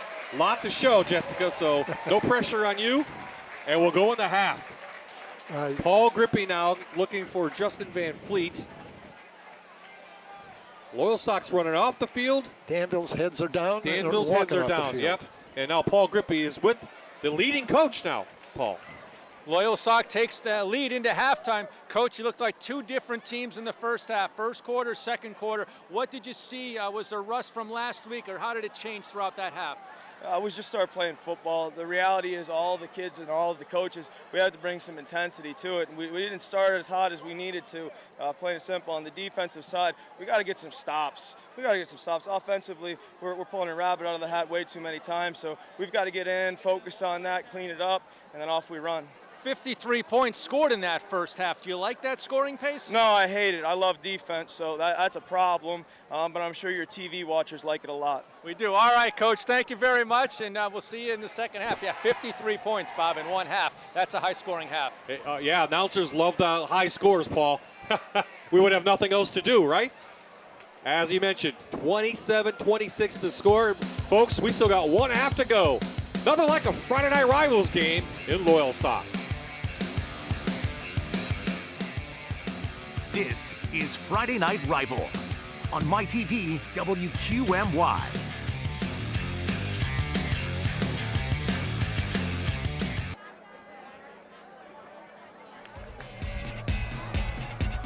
If the Fox 5610 is up, you know the MyTV crew is in town. The Friday Night crew enjoying a fantastic game, a wild one here in Loyalsock. We bring it back into the booth. Bob Ide and Stan Kaharski. Danville took that early 14-0 lead, and we're both thinking maybe, and Loyalsock fans are thinking, oh no, here we go again. Boy, give them a lot of credit. They battled back from 14 down. They have a 1-point lead. Yes, again, the skill kids are really amazing. I think the one thing that might surprise us a little bit is in that latter part of that second quarter, the ability of the Lancers to run the football. That's changed the nature of this game. We noted as the teams walked off or ran off the field, Loyalsock ran off the field, and the other guys had their heads down. Yeah.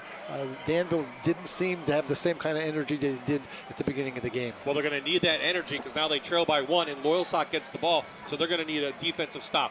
Plenty of highlights to show you. Let's roll it, and let's check them out. Here we go. Danville got the ball. They took it on a nice drive. They score. Peyton Riley from Caden Riley. Peyton's first touchdown of the first half, and the same connection right here on this one looked pretty good. Yeah, again, play action, so, buck sweep, fake. 31-yard catch, but Loyalsock, give them a lot of credit after a turnover. They came right back. G, who is now hurt, he's out of the game. He's on crutches. Then Riley, third touchdown of the half. Now, this is where it got a little bit nuts. Loyalsock, hey, we're going to run the ball, and that's all they wanted to do. They powered the football. First, it was Watkins. Athletic, very, very athletic, and big and strong. You can see that right there, make people miss and run over people. And then Gare. 14 straight runs by the Lancers. They cut the lead back, but Danville gave them credit. They got a field goal, but how about this play? Connor Watkins to Jaden Chofie.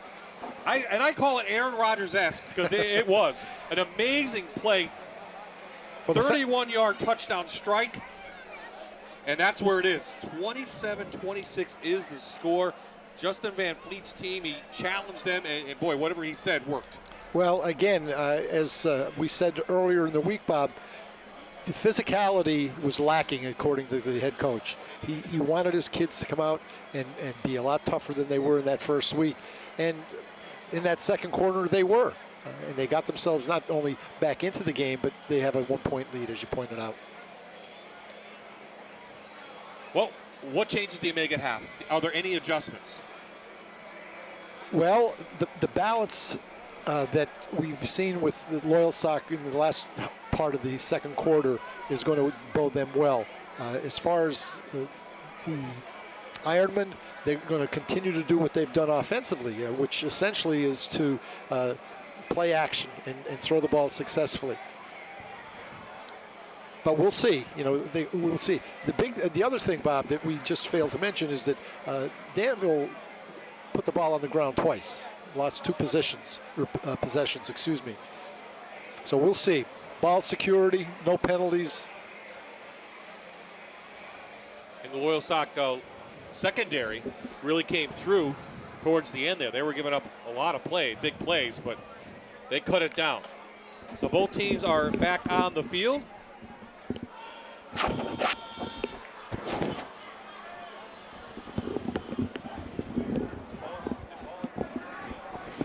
There'll be a lot of football this half. Let's see if we can see another 50-some points. Both teams got the water they needed, and we are set. Hayden Riley had a field goal. Two field goals in that first half? Yes. Yes. 2 field goals in the first half. Had an extra point, caught 3 touchdowns. Not a bad night for the senior. He'll tee it up as the wind starts to pick up here in Loyalsock. Second half is underway. Short kick. Somebody better get it. Yeah, it's still a live ball. Boy, they finally cover it. And, we talked about the Drum and Bugle Corps. Well, Paul Grippy has a member of that Drum and Bugle Corps and has more information. Paul. Bob, that was a fantastic halftime show following a fantastic first half. But right now, I have the drum major with me. His name is Armand Regani, and they are from the Cadets 2 Drum Corps out of Allentown. So you guys are in town for a band competition this weekend. How did it come that you played at halftime for us tonight? So the way it works, drum corps usually sleep in schools. We don't have the money to rent out hotels all the time. So when we come to rehearse, we need a school to stay at. Wow. So we kind of made a deal where it's like, if we stay here, we'll play at the football game, give the kids some exposure to what drum corps is, and just kind of give them an idea of what we do, because we're a weekend-only group, and there's a lot of high schoolers as well as college students in the group. So you're actually sleeping on the floor of Loyalsock High School hallways then? Yeah, if you actually walk in those doors over there, you'll see my stuffed gorilla and my sleeping bag. Yeah, that tells me that you and this drum corps just has a love for what you do. What's it like to be with this group? It is actually unreal. This is my 5th year with the organization. Every year it just keeps getting better. I started when I was 17, and I'm 23. And so it's something where you really grow up doing it. It's a difficult activity. I would say it's easily one of the hardest things I've done in my life. A lot of people see it's just band on a field, but it's so much more than that. We're out here in 100-degree weather, like 40-degree weather, rain, snow, whatever it is. We're out here rehearsing. So it's a lot, but it's also a family that comes together through all that adversity. Well, thank you, Armand. Good luck. It's this weekend. It's the Drum Corps Associates World Championship, and that's in Williamsport this weekend. The Cadets 2 from Allentown will be competing in that, and if they're any as good as I've seen tonight, they have a good chance at winning this thing. Bob? They are a dedicated crew. They practice all year long. As they mentioned, high schoolers. And it's a weekend warrior thing. Back on the field, 3 and out for Loyalsock. We'll talk about that. Good kick by Connor Watkins. Good coverage downfield by Enriquez. Caught by Peyton Riley. They'll have the ball to begin Danville at their own 45-yard line. So not a very good start for Loyalsock. No, and that series, Connor Watkins misfired, especially on that 3rd down. But the first pass that he threw on 2nd down was a college throw, Bob. I mean, that was down the seam, about 35 to 40 yards, just on a line, and just a little bit too hard for the receiver. So Caden Riley back underneath center had himself a pretty good first half as well. They go back to Joey Harris. Trying to get a block. And Connor Watkins finally comes in and rips down him for a yard loss. Here we see it was just, again, a sweep.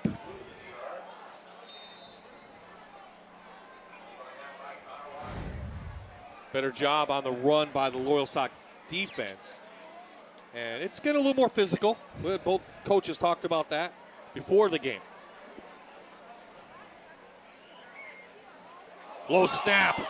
Right into the hands of a Loyalsock Lancer. Again, that's the second time that's happened tonight. And it's a second fumble recovery for big number 75 for Danville, Ian Weimer. 3 turnovers for the Ironmen. Can't put the ball on the turf. It's a killer. Here it is, a good field position for Loyalsock on the 41.5-yard line. Is that the center's fault? Or it was a low snap? It was a little low and a little hard. No yard on the option play. A little bit of a dive option to the left. Played very well by Danville's front. Let's see if the Lancers go back to that power running game that's got them back in this one. Gare with some running room. He's been running effectively. Yeah, just 38 yards in that first game. They're well over that tonight, are the Lancers. He breaks the first tackle. They're almost on the 35, Bob. This could be a 2-down territory here. Gare with 2 hands around it. Big number Hugh Vastine, 6'7", 260-pound senior, rips him down. 4th down on the way. Call it about 2. Again, the middle's kind of clogged up. 77 does a great job.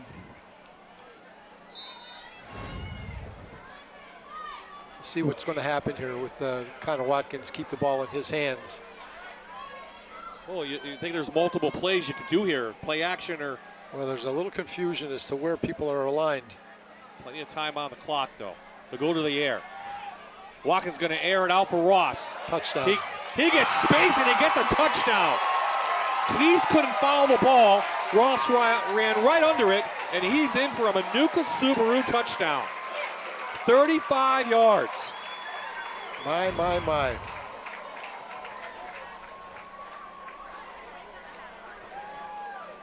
Perfect pass. Perfect pass, just ran a streak. What a turnabout here, Bob, for Loyalsock.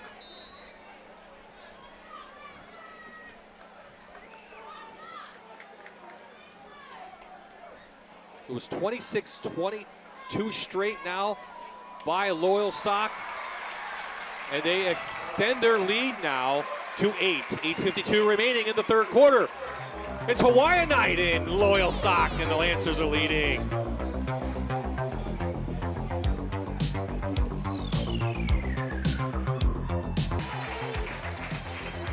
We are back. Loyalsock with a touchdown, and then on the kickoff, Shane Kozik caught it with a knee down. So that means the Ironmen will have the ball, inside the 15. Let's take a look at that touchdown again, Coach. Again, dropping that ball right over the defender. Again, I may sound redundant, but Connor Watkins is a big-time quarterback. How about the play of Ross, though? He didn't give up on that. Cleese had him, and he ran right by him.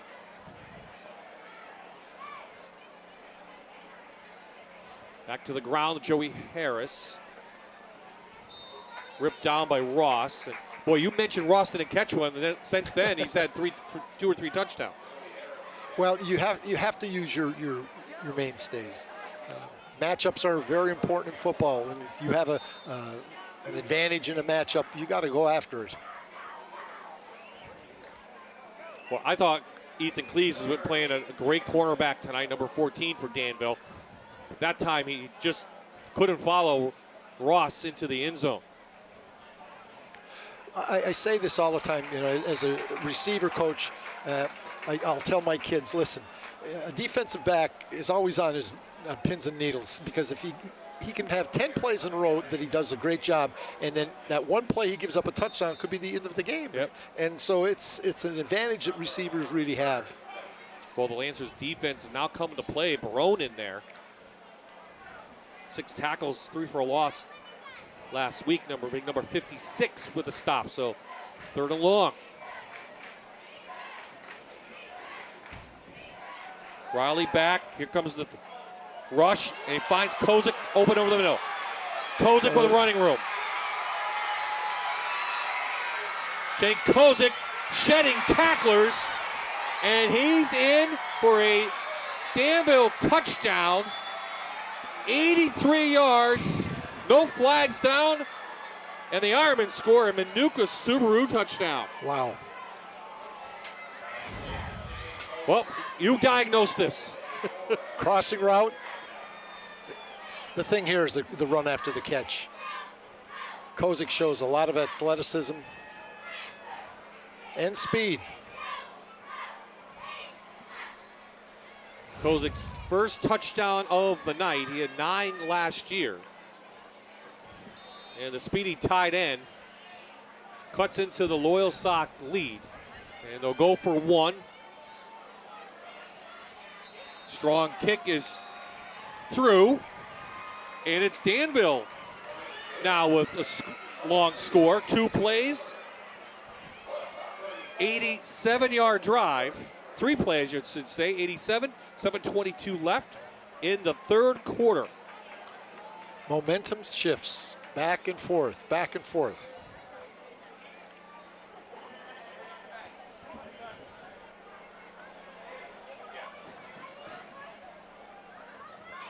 Creator, producer Ryan Murphy has directed another hit series on Fox.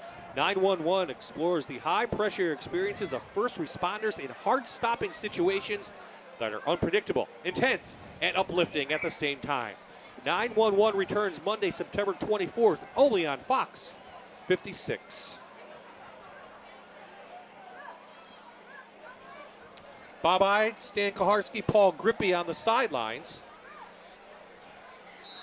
Taking down, I am sure, fantastic notes in this one. He's already filled up his little notebook.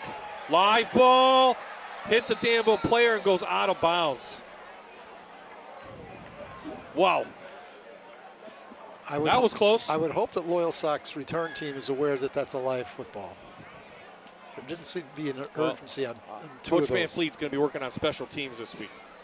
So here come the Lancers down. There it is.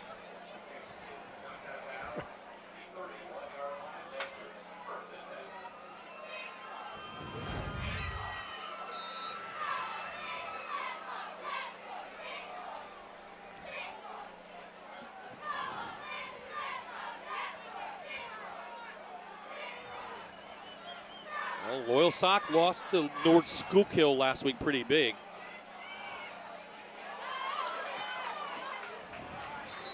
Good run up by Corey Moyer, and right now North Schuylkill is taking care of Shamokin 30-8.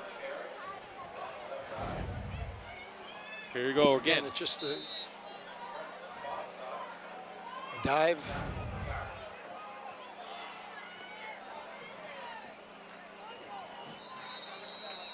Two plays, 10 yards. That's a good, pretty good average in a game. It appears that Loyalsock has found a little bit of a formula here, Bob. They're really starting to control the line of scrimmage and 4 or 5 yards at a clip, and then they hit that big pass. A lot of players going both ways, so where will be the battle of who's the strongest. Wise by Watkins to throw that out of bounds. Second down on the way.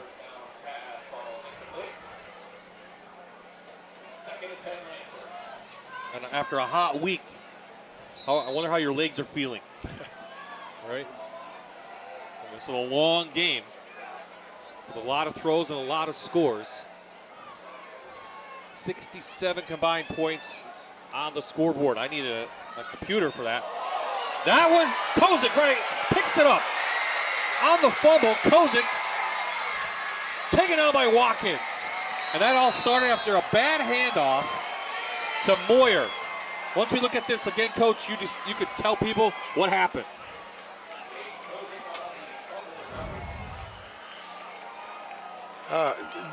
No exchange whatsoever. That ball was almost on his spine bone.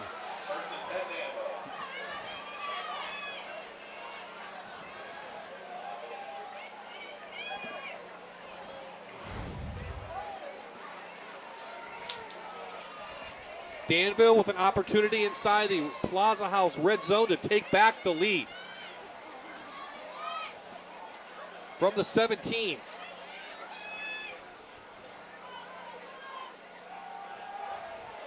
Pressure put on. Riley nailed, no flag. That was the first time it was a straight drop back pass. They went a 2-by-2 set. Eli Holler putting a big hit on the sideline. On Riley, a little close. Was he too far?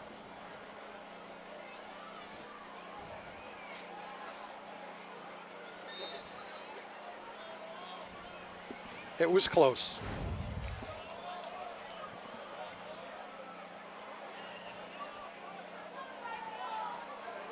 Inside the Persing. Look at that, was shut down, but he's up for 3 yards. Third down on the way. Holler finished that tackle, drove the runner back. Holler with 8 tackles last week against North Schuylkill. Made the last 2 now. He's playing one of their outside linebacker positions. He's an impressive kid physically.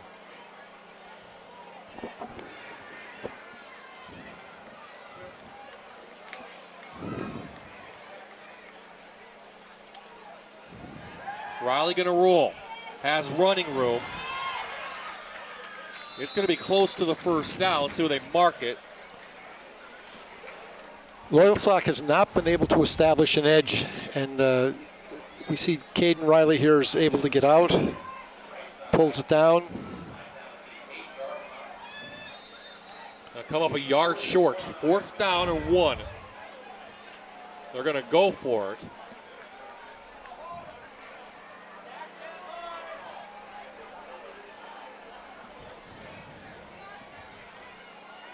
Couple turnovers already in this half. Danville trying to convert this one into points with a 4th down on the way.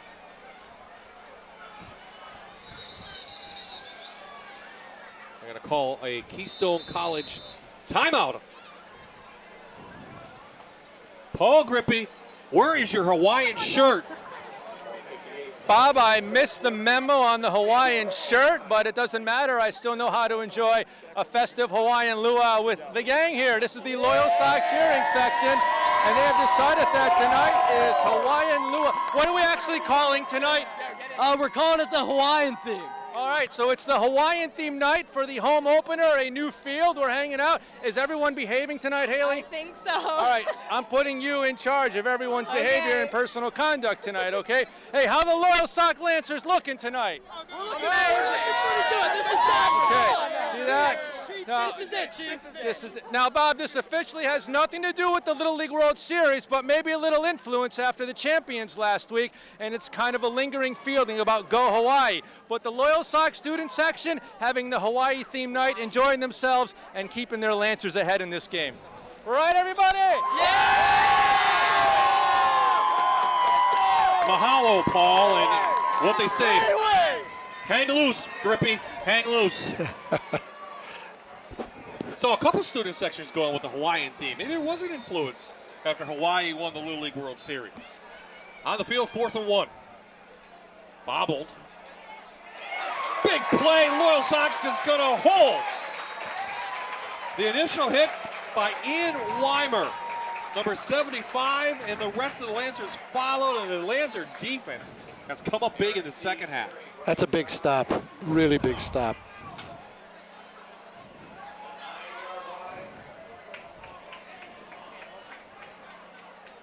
It's Malachi Parlante that got the penetration that time that initially stopped that. Goes Parlante, the junior, 2 tackles last week.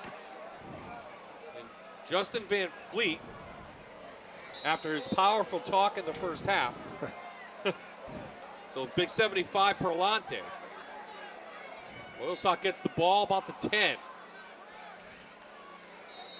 Preston Foshnot says, we have enough of this. The Lancers need to get a couple of first downs here, chew up some time on the clock. You don't want to be punting out of your own end zone.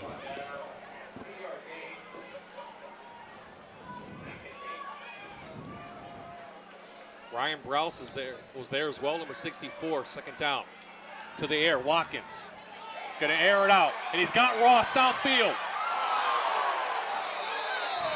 No flag down. Coming late was Austin Millar, the senior. If you let him a little bit more, he might have had it. Little play action. Took a hit. Well, it's a good no call. It was close, but you see the ease that Watkins can throw that ball 45 yards through the air. He's got a strong arm. So they'll regroup a third down. So the Danville defense now looking to hold. I don't know what to do. We haven't had a score in 4 minutes. It was turned into a basketball game. Watkins back. Hold in the middle, looks like a flag. Watkins up near the 20, close to a first down, but let's see what the call is. Chop block? Looks like the initial call.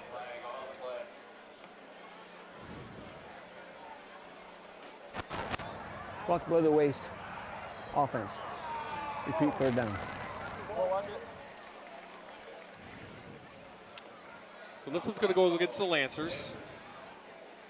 And what is a block below? I mean, you see block below the waist, but what? Again, that's a good question to ask because it's changed over time. I'm not sure whether it's talking about cutting a lineman, right, or somebody coming off the edge. Somebody coming off the edge, you can't do that.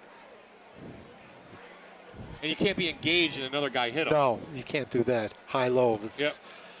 That's a no-no. So this is half the distance to the goal, looks like. And so the ball will be placed at the 4, third and long. But this wind has picked up a little bit. So the ball's on the 4. He throws it here 50 yards. Yep, the wind is behind Connor Watkins' back, so it's going right to left on your screen. You don't want an interception here. Maybe you do. Better than the punt. Yeah. Watkins from his end zone. Looking long. Lays it out to Ross, and he's going to be overthrown. Double coverage on the outside. Nice job by Millar and also Evan Welliver. And that will bring the punt team on. Here you see it again. Well, he throws a nice ball. So just a couple scores in that quarter.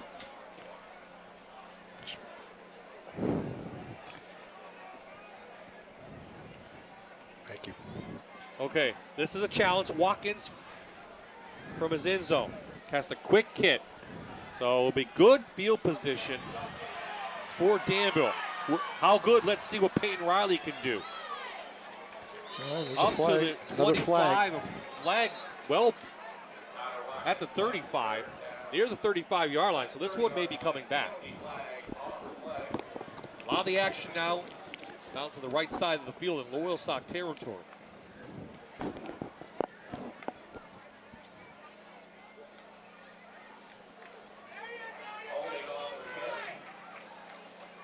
So a holding call on the Ironman. Pushing the back. I wonder what the percentage is on kicks, punts, kickoffs where there's a push in the back. Well, it seems like every game you watch on TV, every punt, there's a flag. Whether it's holding or a push in the back, clipping. Danville will have the ball. Loyalsock side of the field still, 43-yard line. They trail by 1.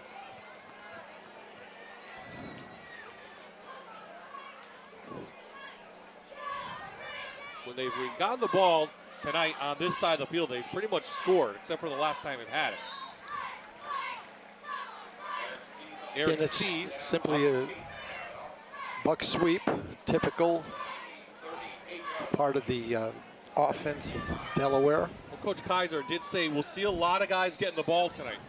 He has a lot of talent. He wants to get as many touches as he can and as many hands as he can. Time it with Sees.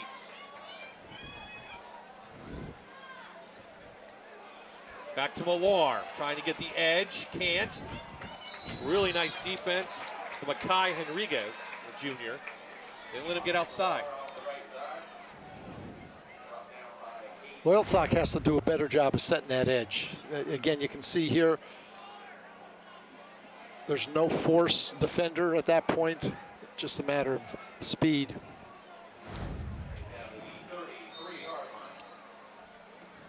Just short of a first down for Danville.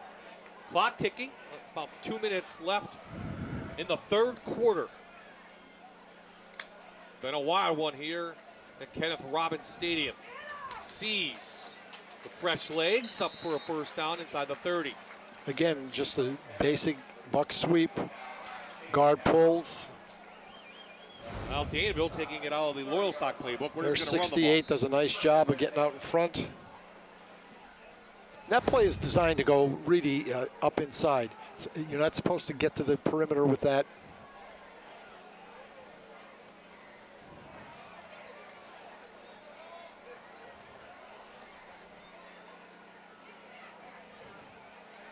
Keep it on the ground for Harris. He's got a hole at the left side.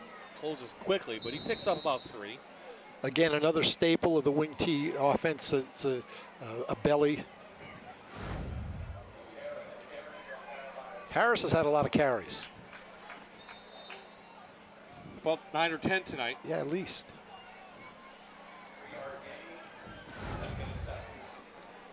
They're just going to methodically work the ball down the field, take as much time as they can off the clock. And to say they're in field goal range, if you want to say that for high school football, Payne Riley. They want a touchdown. They led 26-20 at that point. It's the last time they led. Brimma there, take down Millar, along with Melito. Nothing fancy about this. It's been the same play, probably 6 out of the last 8 runs.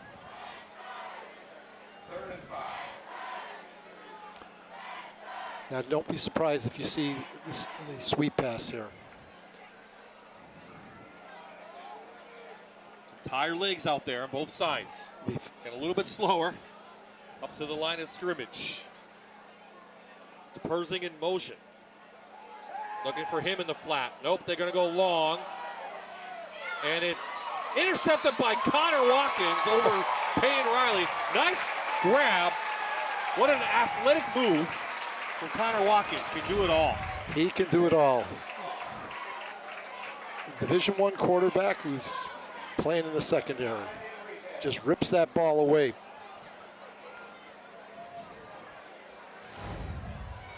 Twice now in Lancer territory, Danville is unable to score in this quarter.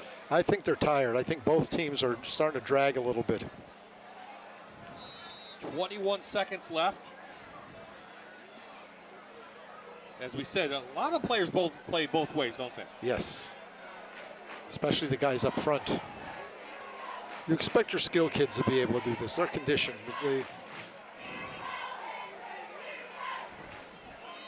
There's 5 yards. Yeah, with Gare, 5 more yards for him, and that should be the last play. That should be the last of the quarter.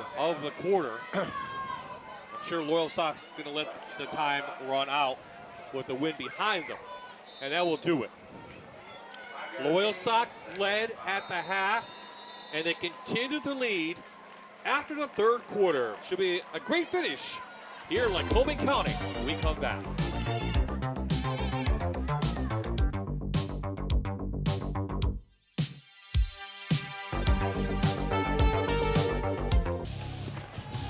It's the Loyalsock Party House. Great view of the stadium from across the field. Fabulous lighting. They got the lights lit up. They got the LT on the garage. Boy, that's big time. Big time. I wonder if that's a fraternity house. No, I don't think so. Lycoming College is well down the road. Bob Ide, Stan Kaharski, Paul Gripping, enjoying an exciting Pennsylvania Heartland Conference game. Division II action, and Loyalsock's held a 1-point lead since the half. They have the ball, and it's, as you see, 3rd and 5. Connor Watkins had himself a pretty good night and has plenty of time to do what he wants. He's running all over the place for his life. looking for anyone to throw it to. And he throws it almost into the hand of an Ironman. But there you see the athletic ability once again of Connor Watkins, who just had the interception. You know, he's not getting a lot of help from his receivers, Bob. When this breaks down like this, most receivers are going to be coached to come back towards the football, find an open spot, and it doesn't appear that they're helping the quarterback out. And again, he's looking, and he just finds nobody open. The second leading receiver, Derek G, is out. He got hurt in the first half, number 3. And that was going to Dane Armstead Jr. So Watkins into punt after the 3 and out, after the interception, low kick. And Danville will have it on their side of the field at the 40. Well, we saw a lot of points, 53 in that first half, not too much air in the second half. It's been a defensive game so far. I think both teams are a little fatigued. Again, you take a look at Danville's kids walking back to the huddle, hands on hips. That's a sure sign that they're sucking for air. Well, it is only week number 2, and it was a hot week of practice. Well, you know, the game is intense, and you expend a lot more energy when it's like this. And especially high scoring. Both coaches said, what kind of game do you want to see? And they're like, low scoring. But I don't think that was ever in the book tonight. Well, someone has fresh legs, and that's big number 7, Austin Millar, with a huge run. 43-yard scamper for Millar. Watch this, Bob. Watch what the defense does here. Watch what see that player coming up. He's got to stay in the line of scrimmage. He can't get up there and create a running lane. Millar, a senior, was the leading rusher who returned this year. He had 724 yards last year. And 10 touchdowns. This is Eric Sees, number 10, who just got the ball. What's interesting is we thought both teams would throw the ball quite a bit, and they have, but they've resorted to the run. Now we see more run on the part of Danville, just as we did with Loyalsock in that second quarter. Is that to take advantage of some tired legs? It could be, or just what's working. You know, the sweep has been working very well for Danville. There it is again. This time it's Sees. In the first half, it was a lot of Persing and a lot of Joey Harris. In the last few possessions, it's been Eric Sees and Austin Millar. Those guards get outside. It's tough. It's a tough play to stop. Fourth play of the drive. It started at their own 40. They're in the Plaza House red zone. That time, Gare, from his linebacker position, came in to disrupt that play. He got some penetration that time. See if we get a play action now. We haven't called Peyton Riley's name in a while. Or Peyton Persing. But both the Peytons really have been negated.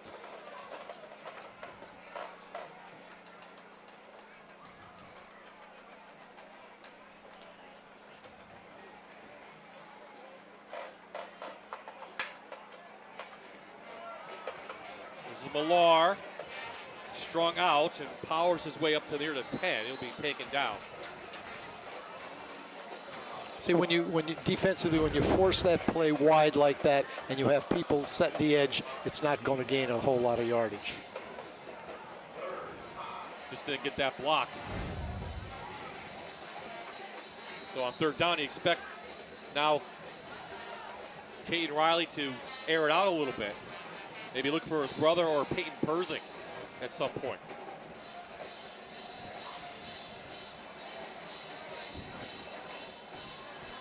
They'll leave it to Sees, and Brimma can't make the tackle. Sees sheds that, and he's powering his way towards the end zone. He's going to be a yard short. Great run by Eric Sees. Yeah. Brimma missed the tackle. Rodriguez kept him out, but there it is. QB sneak. That was easy. So Danville marches down the field. They take the lead back for the first time since the first half. It's a Manuka Subaru touchdown for Caden Riley. This could be one of those games where the team that has the last possession wins.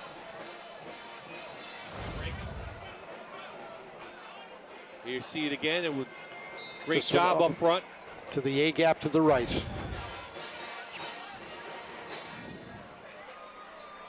Just to make it a 6-point lead. Caden Riley's been perfect tonight. And it is up and through. 8 plays, 60 yards. The Ironmen take back the lead. Plenty of time left on the clock.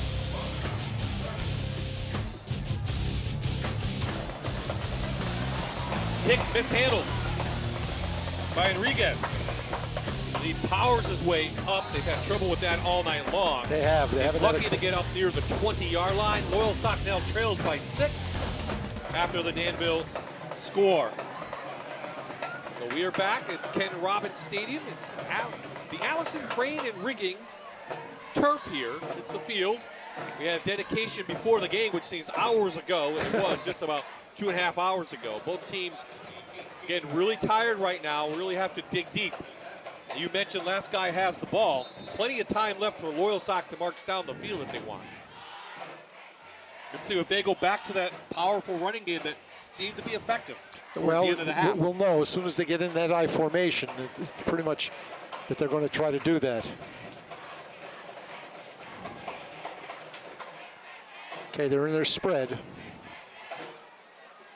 You don't need it. You don't want to give a lot of time for Danville to get the ball back. Watkins.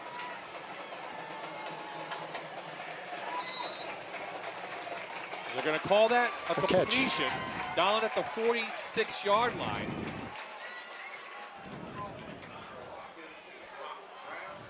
To Brown. Brock Brown, the senior, nice comeback. Low ball, gets down, get your hands underneath the football to catch it. That was all Watkins, though, because he powered that ball through the wind. He's throwing into a little bit of a breeze now. They go back to the ground game, which they've done after big passes. Rouse in there, 64, along with Foshnot, 65, no gain.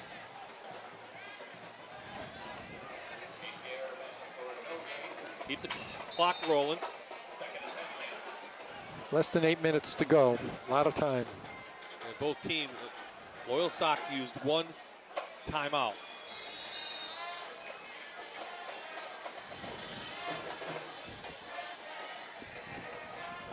Well, if you were coaching Loyalsock, what would you do, Coach?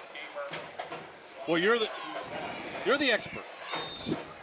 Well, again, they need to establish that they're going to run the ball a little bit. I still think that the receivers have to help Connor out. Trying to thread it to Chofie. Good coverage by Kozik. 4th down on the way. We have a flag down? No, he missed I don't know what his read was on that particular play, but Gerald Ross was wide open here by the bench. Well, see, that's it. He's looking completely to the left. You see Jim Kaiser, the coach, happy about that. Watkins now go back to punt. At this point, I don't think you're faking anything. No time. Just you need to kick, pin them deep, let your defense do their work. Watkins, and he's tired. He shanks that one. That's about a 15, 20-yard punt, maybe 15 yards at most. What he did is he threw the ball up in the air instead of dropping it on his ankle. So Danville will have good field position. Right about they'll mark it at the 38-yard line, 39, let's call it. Okay, if you're Jim Kaiser, you're talking about ball security, establishing the line of scrimmage, run that clock down. Well, it's a much different game than last November. Here comes that sweep again. When Danville lost 35-6. Sees.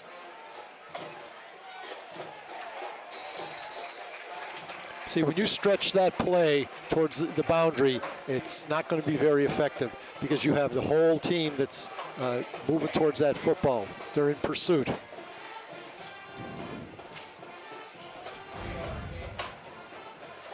Coming right at you.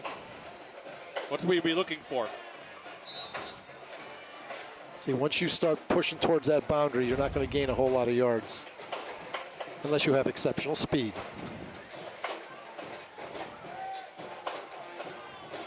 Millar. Up close, just 2 yards short. Again. Now those two last plays, you see the difference. The other plays strung towards the sideline, he hit that up right in that, basically in that C gap, which is the guard, or excuse me, the tackle tight end area. I think Danville needs to get Peyton Persing a couple more touches. He hasn't touched the ball in the second half that I can remember. Well, they've 17. really focused on this run. Well, he can run it. He's running on the inside a couple times. Seems like they go on it Millar to run it.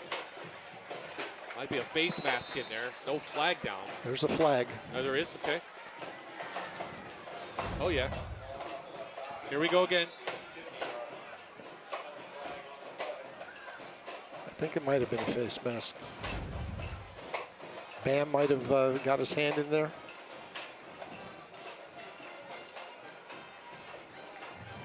Personal foul. Face mask. Defense. First down.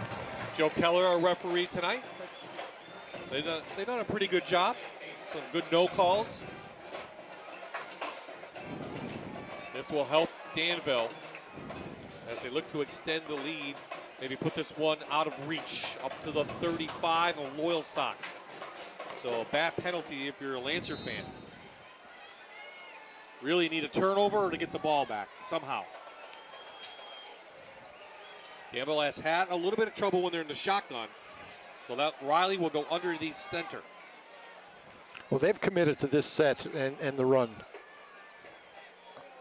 There's a penalty. The guard jumped a little bit. Yep, moving up front. Part of their snap. Ball start. Ball start. Offense. Called against the Ironman. Still first down. You know, when you get a little bit of fatigue at this point in the game, Bob, your focus and your concentration appears to ebb just a bit.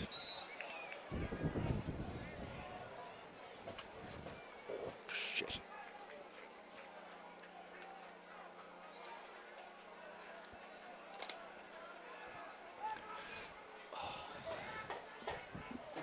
So it'll be 1st and 15. Taking time off the clock. Harris gets some of that back up for 4. He's not very big, but he runs low to the ground. He runs hard. He's listed at 5'5", 165. Looks like he has good length strength. Just a junior. It's all senior linemen, though, for Danville up front. Looking to improve to 2-0. There it is again. This time they went to the well one too many times. Gare read his key, shot right in.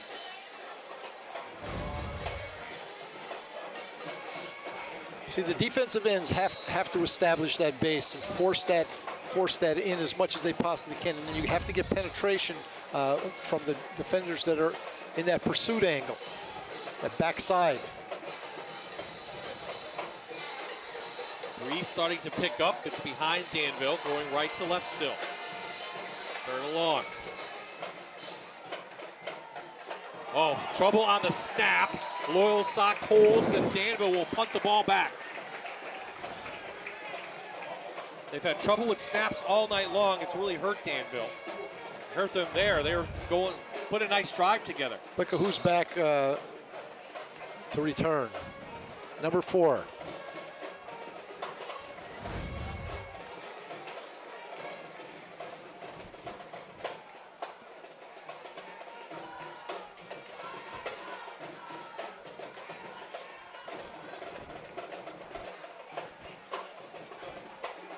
Try the rugby style kick, it didn't work. Well, a 15-yard kick. 3:11 to go, 70 yards. Maybe we'll get a little OT, Bob. You never know. Don't say that word. The truck just fell off their chairs. 2 hours from home. I thought we had reservations. At Buffalo Wild Wings, maybe. That's about it.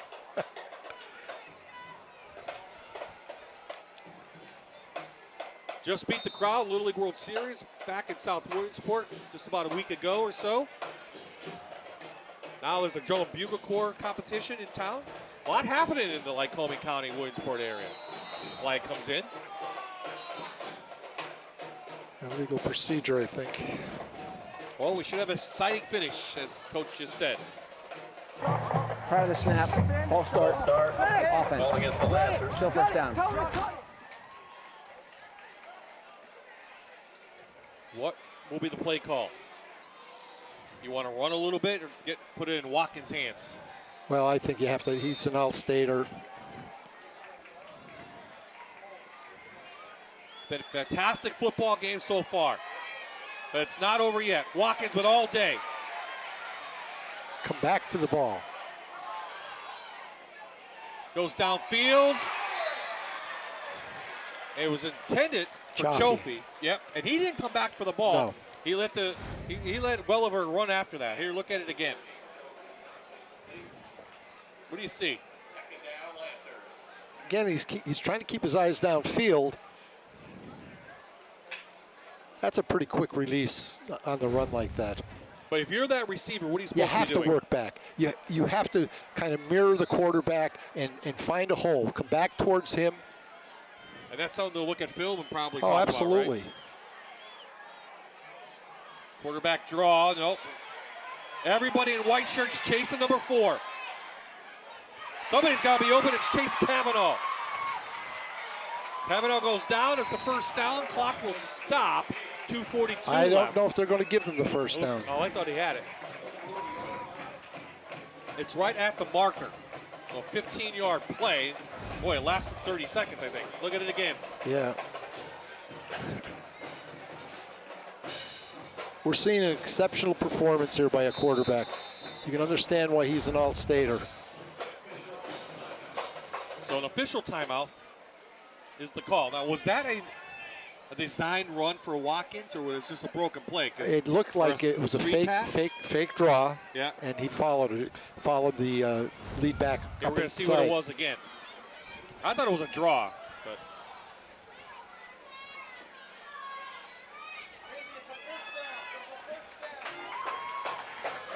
Chase Cavanaugh. So we're week number 2 of Friday Night Rivals. Week number 3, where we're going to head to Dallas, Pennsylvania, as we head into the Wyoming Valley Conference. It's Hazleton and Dallas, and then we'll be back in the Heartland Conference 2 weeks from now and head down to Southern Columbia. The defending state champs, Henry Hanoski, returning to his old stomping grounds. So it's a first down. Watkins going to be chased again. Throws it across his body. They're going to say if he did get it away, it went incomplete. Watkins slides into his teammates and comes up limping a little bit. Here you see it again.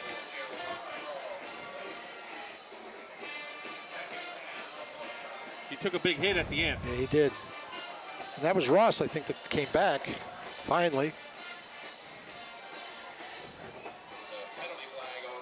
Oh, we have a yellow flag on the play right in the middle of the field, right at the 41. Looks like it's going to go against the Lancers. I didn't see a signal from our referee. Up here we go. Eligible downfield on the offense. Repeat first down. Well, plays like that, that's what's going to happen. Yeah. Your linemen aren't sure what they're supposed to do in that situation. 5-yard variety backs them up a little bit. 2.5 to play in the game. Lancers trail by 6. But they have All-State quarterback Connor Watkins with the ball. And he's doing a lot of running. Back out to his tight end for about 11. Danville's secondary, their safeties are 18 yards deep. They're trying to take away anything that's deep. There's got to be holes in the middle of the field. Watch it here.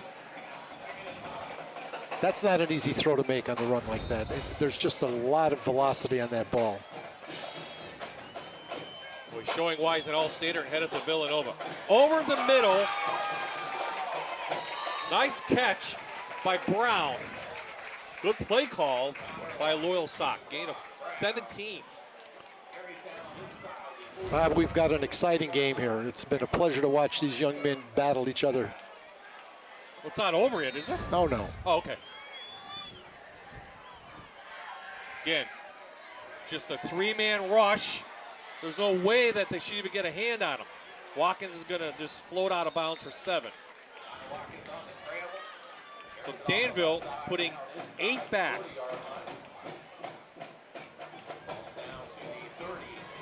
This is where you need a draw play or something like that, right? You're rushing 3. I guess. Still plenty of time left, and Loyalsock has 3 timeouts remaining. This drive started at their own 31, a couple penalties mixed in, but still on the move. Watkins with 4-man rush this time. He's going to just go long. He's going to put up for his trophy, some pushing and a flag. That's a good call. Somebody got a hand on the intended receiver. Here we go, Coach. Tell you what you see. Again, buying time. Well, it's tough to see. Pass interference. Defense. Penalty results in the first down. Of course, in high school, it's just a 15-yard variety. Nothing to the end zone, but that just brings Loyalsock closer. They do need a touchdown, as you can see, trailing by 6. That should bring it near the 20-something, maybe even 22. 20. Thank you. I think. Just outside the red zone. Plenty of time, 1:56 remaining.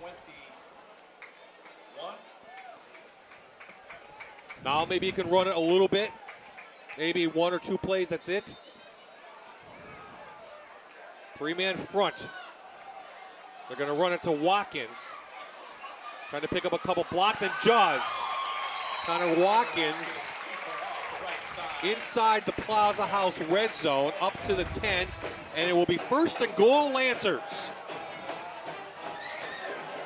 Loyalsock's receivers are gassed. You watch them coming off the line of scrimmage, they're tired. Let's see, we see the same play. Watkins just going to wait a little bit. You don't want to let the time run down too much, but you can see he doesn't want to give the ball back to Danville. He's very smart. But you do need to score. Can't take all day. Yep, same play. Watkins couldn't get the block, and Danville almost couldn't get the tackle. Down to the 5-yard line. No, Sidler had him, but instead, does he go out of bounds? Here, see, watch Sidler almost get him. Right there. Yep. He's tough to bring down, and look how he finishes the run. Yeah, 6'3", 210. 2nd and goal. Yeah, how much time do you take off the clock? You still have to score, right? Yeah, but it's 1:23. They have 3 timeouts left, so they can control the clock. I think Danville Loyalsock called the Keystone College timeout. They did. Yeah, you want to manage that clock wisely. You certainly want to score, but the less time you leave for Danville, the better off you're going to be. Well, everyone asked what kind of game we're going to have, Coach, and we both said probably high scoring. It's exactly what we've seen. So I mentioned 3 in the first half. Look at that. It's an 18 field now. You have a Danville team in there, a Lewisburg team, which we'll see against Central Columbia. Shamokin's in there, Loyalsock, Matorsville's playing pretty good. It's a wide open district to get. And 3A, they'll play 3 weeks this year. A little bit different. Right. So we've seen 2 teams tonight. We'll see 2 more teams later in the season. The Green Dragons and the Blue Jays, both in the mix right there. But this is what high school football should be, right? It is. It's the young men out there are playing their hearts out. Again, I think fatigue has become a factor in this game simply because of the length of the game, nothing else. It's going to be interesting, Bob, when the official stats come out, how many plays have been run by each offense. Yeah, I can't add it up. I got a lot of chicken scratch. Connor Watkins will come back on the field, 2nd and goal from his 5. Someone moved. They didn't throw a flag. Guerra moved. Watkins kept it. And his 6'3", do they say? Short. He's about a half-yard short, 3rd and goal. Let some time off the clock now. I thought Guerra might have just twitched a little bit. They didn't call it, though. Lucky. Loyalsock is lucky. Don't want to give the ball back to Danville. There you see it, a yard short, 2 downs to get it.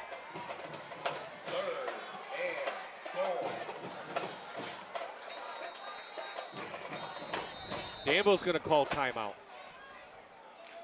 Wow, I'm surprised there. That only leaves them with 1. Well, is this one of those you just go in? Is that one of those, hey, just let them score? It could At this be. point, get the ball back? It could be. But I'll tell you what, I want to score. I'll score on this down. I don't want to take the chance that another snap could be bungled.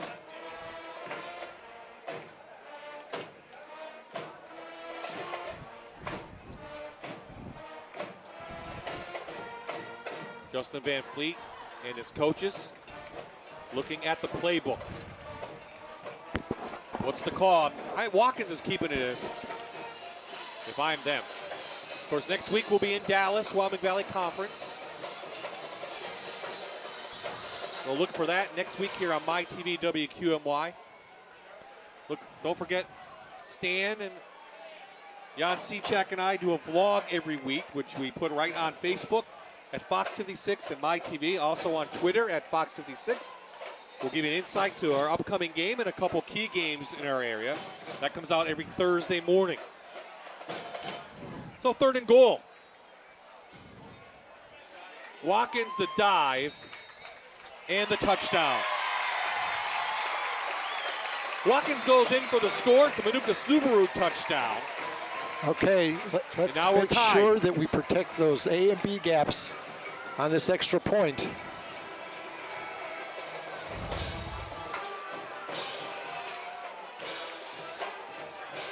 A 69-yard drive. 9 plays, help with a couple of penalties by Danville, including the one in the end zone. Loyalsock calls timeout. Justin Van Fleet is already on the field.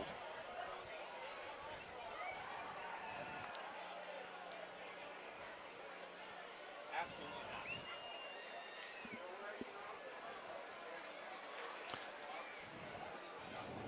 Comes down to a kicker. I've never been a fan But of even if kickers. he makes it, look, Danville's going to get the ball back, and they've gotten great field position all night. They have a great kicker themselves in Peyton Riley. He was in for. Now, he's probably tired. He hasn't really done much in the second half, so play defense, of course. But, let's not put the cart before the horse. First, one step at a time has to make the extra point. No one has left here. Even the crowd up on the street. The lights are still on. They're still on. They're enjoying their beverages up there, no doubt, waiting for this. Kick is up, and there you see it. It is good. Dietrich gives Loyalsock the 1-point lead.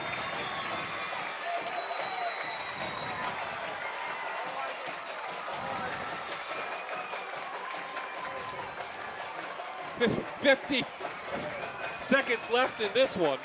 1 timeout remaining for Danville. They'll get the ball back. And I'm not kicking the ball to Persing or Kozik. Nice drive, though. That's impressive. Again, when you have a guy under the center that's as talented and as poised and resourceful. I mean, he can obviously run. And his passing speaks for itself.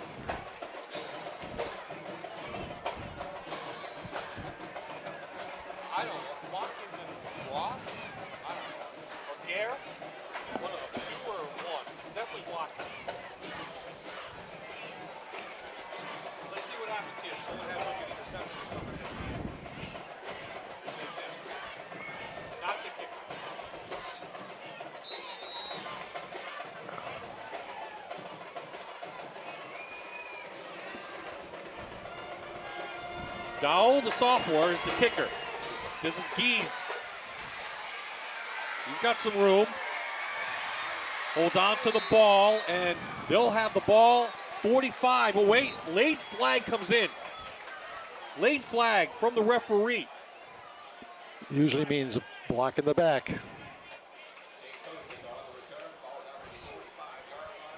Yep, block in the back on the Ironman, and that was really late. Big change in field position there.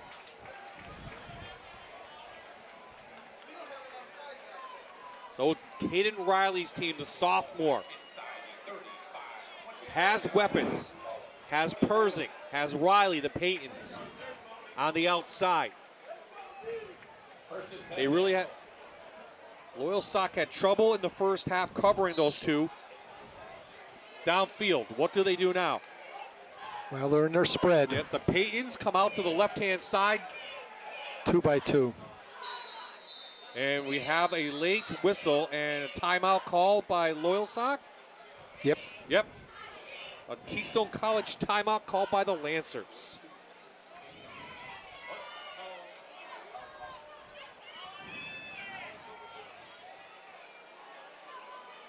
Yeah, pick one more, whatever you want. Whatever, just put up on the preview and we'll see. First, want to thank our sponsors tonight. So here's what Division III is looking like in the Heartland Conference. Southern Columbia beating Mount Carmel. South Williamsport in there. You see Central Columbia there. Oh, they're winning tonight. So this will tighten up, but probably Southern Columbia's to win or lose. Probably. Of course, they're favored in AA as well in District 4, and we'll see them in a couple weeks. And well, what more can you say about what they have down there? Tremendous program. 17 state titles, last one last year. Favored to win another. Riley goes to work. Out to Kozik for 11. Now, see, again, in this situation, you can't give them space like that. If it were me, I would prefer to get up in a press and have 2 guys sitting over the top. So you can't throw that quick 3-step. Another quick one. Can't afford to do that. To Kozik. As you said, they've got a field goal kicker. Yep. And stops the clock. Now you can do a pump and go. Well, now you pump it and he goes, right? Well, again, you see there's too much of a cushion. They're going to play pitch and catch, pitch and catch. Well, they got to watch there the snap. It is. There's the pump and go. Good coverage and a sack. Bam Brima. Bam Brima. Gets the big sack, and Danville's going to be forced to call a timeout. That's their last, I believe. 24 seconds left. Not a bigger play in the game than it right there. The Pittsburgh-bound senior comes up huge with his first sack of the season.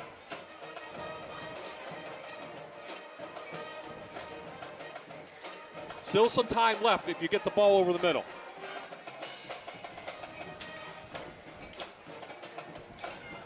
Well, when you're a big-time player and going to a big-time program, you need to make the play, right? Absolutely. When you're a 4-year starter and you have that athletic ability, you're going to make things happen. There he is, sitting in center field. They're going to get it out to Peyton Riley, and Caden just couldn't get him the ball. No. 3rd down on the way. Let's see if they do some kind of razzle-dazzle here, or hook and ladder. Hook and ladder, that's what I was thinking, yeah. 21 seconds left. Well, they have no timeout, so they've really got to scurry here. They got to get the ball down to at least the 25, right? For a chance for a field goal. Depends on how tired that leg is. Yeah, well, the wind is behind them, but let's not jump to conclusions. A lot of cushion out here, as you said. Kozik gets to the outside, some of that back, 4th down on the way.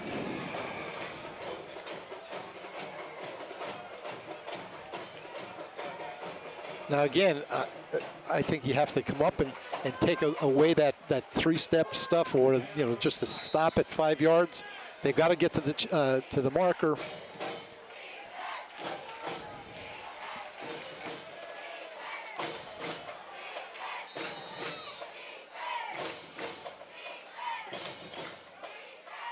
They're saying the ball's placed something. Official stop it. Brima has some tape hanging. Can't do that. Come on. What was that, coach? He's your coach, right? Really? Okay, here we go. 4th down in the game.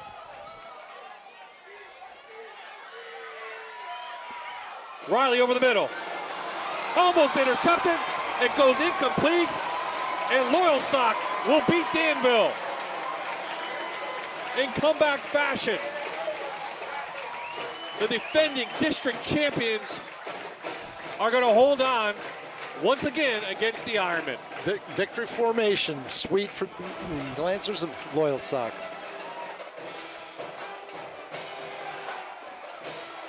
Boys, they need to move up. It was 4th down, correct? Yep.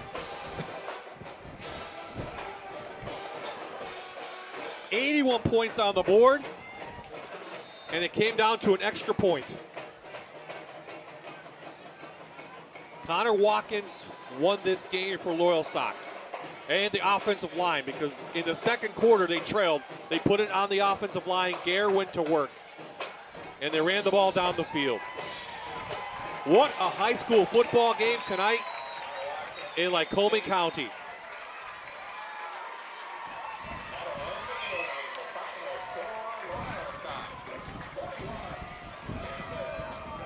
The final score will read Loyalsock 41, the Danville Ironmen 1 point short with 40. Paul Grippy will try to grab our players of the game. We'll say thank you to the entire Friday Night Rivals crew. Did an excellent job tonight, and it was a long one as expected here in Loyalsock. Stan, what'd you think? Great game, very entertaining. Effort by the kids. Like I said before, I believe that fatigue became a little bit of a problem for both teams. What can you say about number 4? That kind of talent, poise, athleticism.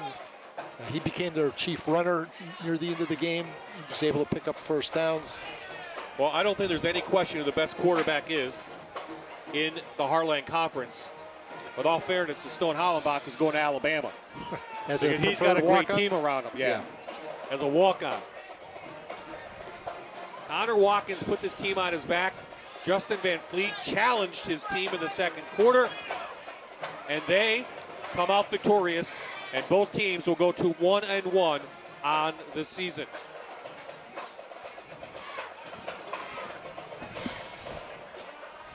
Danville's going to go home, and they're going to have to regroup and forget about this one.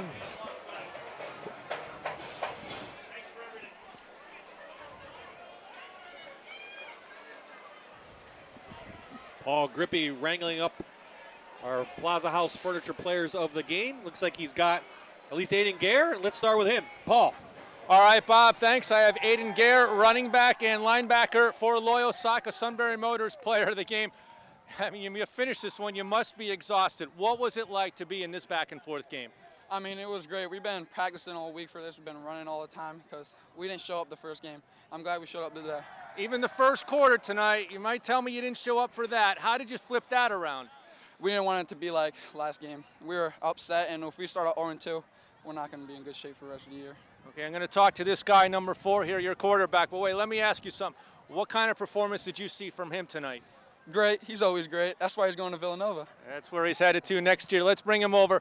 Connor Watkins, the quarterback and the safety for Loyalsock. First of all, just this win, a 1-point win against that Danville team. What's that mean to you guys? It's huge, honestly. It's a huge confidence booster, and hats off to them. They're a great team. I will not be shocked if we end up facing them again this year. They're a hell of a ball team. I can't give enough credit to that team. They're awesome. They're respectful. The coaches are great, but we were ready to roll today. We came out with a chip on our shoulder after last week, and our guys were ready to go and fired up. All right, let's tell me about that fourth quarter. 69 yards away, you're down by 6. Both teams exhausted. What put together that drive for you? How did it come to be? Honestly, as much as we called our coaches stupid this week, we did sprints in the 115-degree weather for the first 20 minutes of practice Tuesday and Wednesday. So we were really well conditioned. Honestly, I didn't have one guy out there today say they're tired, so I'm very proud of that. But I mean, when we went out there, we had all the confidence in the world. It's not the first time we've been there, so we were ready to roll. If I told you before the game that the two of you would put 81 points on the board, would you have thought that? Honestly, I would have probably put the over at 60, but yeah, that's a lot of points. Both teams need to figure out defense, apparently. All right, congratulations. You're 1-1 on your new field. You're 1-0, and that's Connor Watkins, Aiden Gare, the Sunbury Motors players of the games. Bob, these guys will sleep good tonight. That's right, Paul. They come over.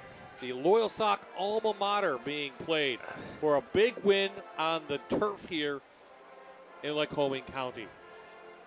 Stan, any quick thoughts? Just an enjoyable experience. The whole atmosphere around here with the new field, the lighting houses across the street, and just a very competitive game.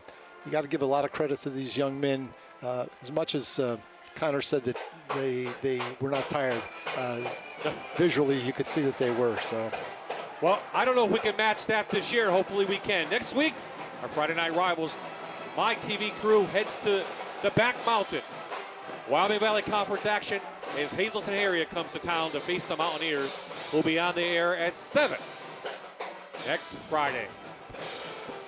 Barn burner here in Loyalsock. It doesn't get much better than this. The Lancers come out with a 1-point lead, and both teams go to 1-1 on this season. Bob, you and I have had the last 2 games we've done together. We've had 2 barn burners. The end of the season last year with the Tunkhannock Tigers, and was it Towanda? It was Towanda. And then this one tonight was just as entertaining, if not more so. Absolutely. So both teams will head on with their schedules next week. Loyalsock takes on Shikellamy, I believe, and Danville takes on Warrior Run. So for the entire Fox 56 Sports crew, for Paul Grippy, for Stan Kaharski, this is Bob I saying so long from Loyalsock.